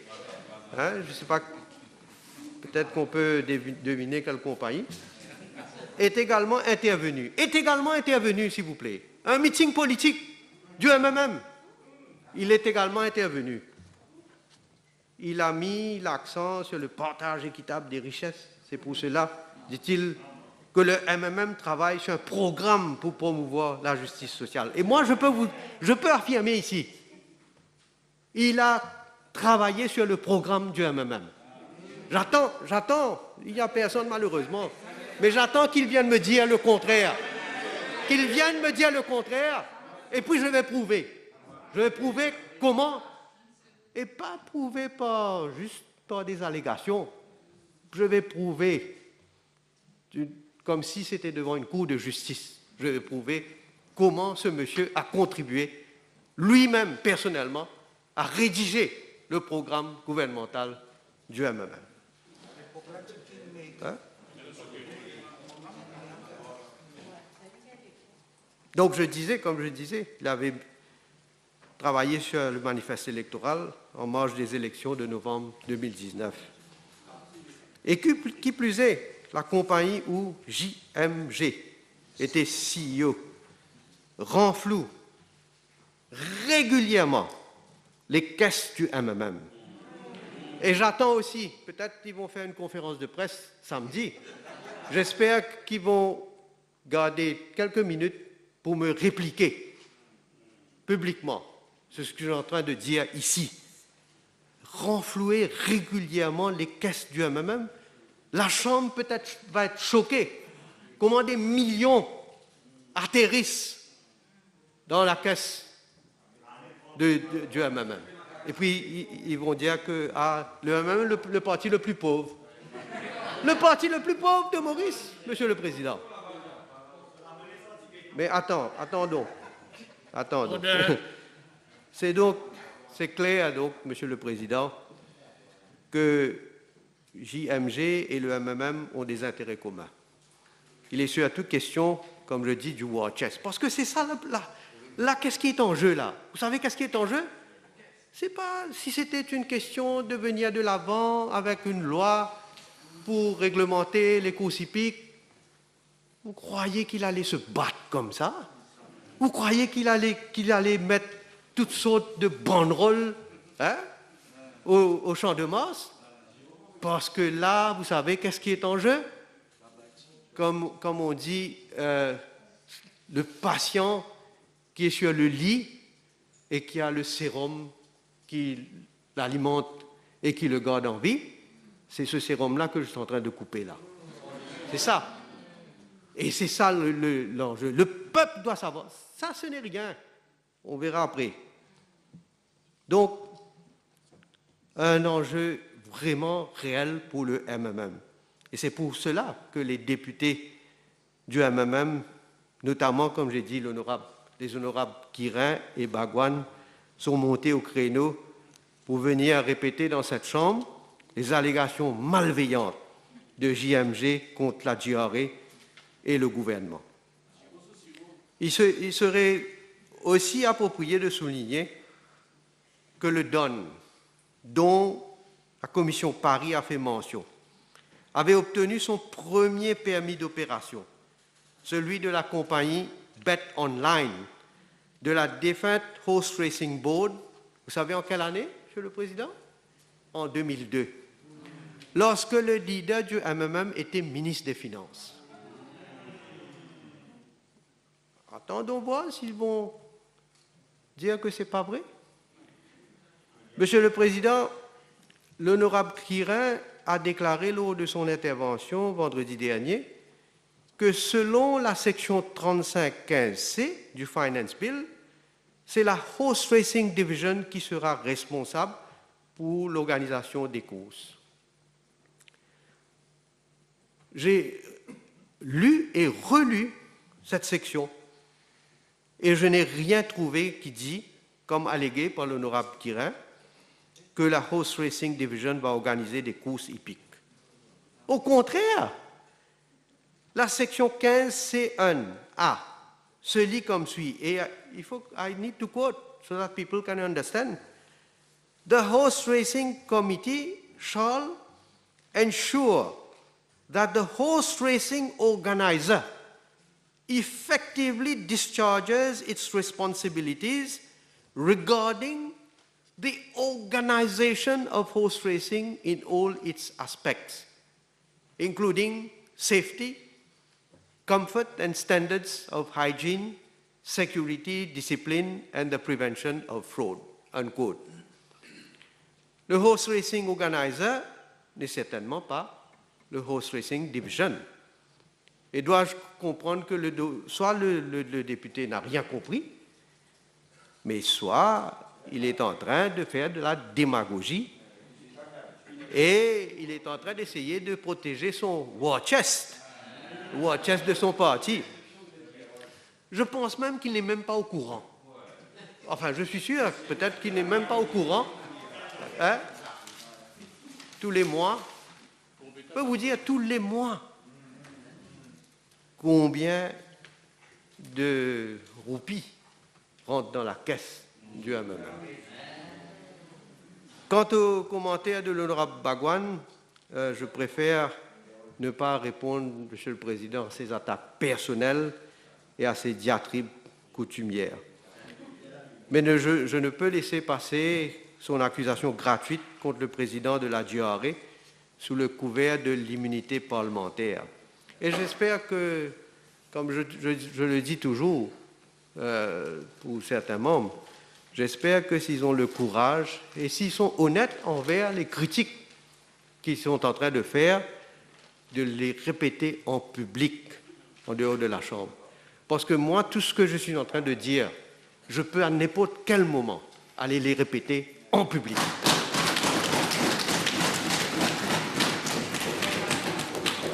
Monsieur le Président, je trouve répugnant que certains veulent, par tous les moyens, discréditer la GRE et faire un procès d'intention à la Horse Racing Division qui est proposé.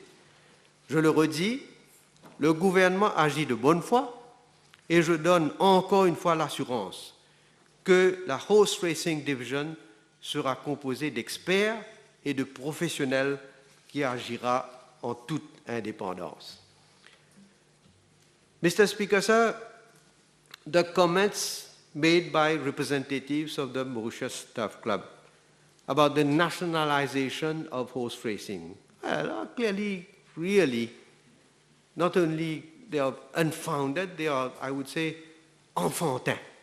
Enfantins. Comme si ils n'arrivent pas à nager, ils sont en train de s'accrocher sur n'importe quel argument qui passe par leur tête. But then these kind of arguments are meant deliberately to create a sentiment of mistrust amongst horse racing followers about the intentions of government and the GRE. What this government truly wishes is for the horse racing industry to adopt integrity and professionalism as the cornerstones of its future development. We want to breathe a new life into an industry which deserves better. Monsieur le Président, la pérennité des courses hippiques passe aussi par la mise sur pied d'un nouvel hippodrome moderne, avec toutes les facilités nécessaires et dignes de notre République avant-gardiste. Sur ce chapitre également, l'avènement de la Horse Racing Division à la GRE ouvre de nouvelles perspectives. Et je peux dire à la Chambre que des discussions avaient été entamées avec le MTC à la demande de celui-ci pour baliser les contours de la nouvelle industrie hippique.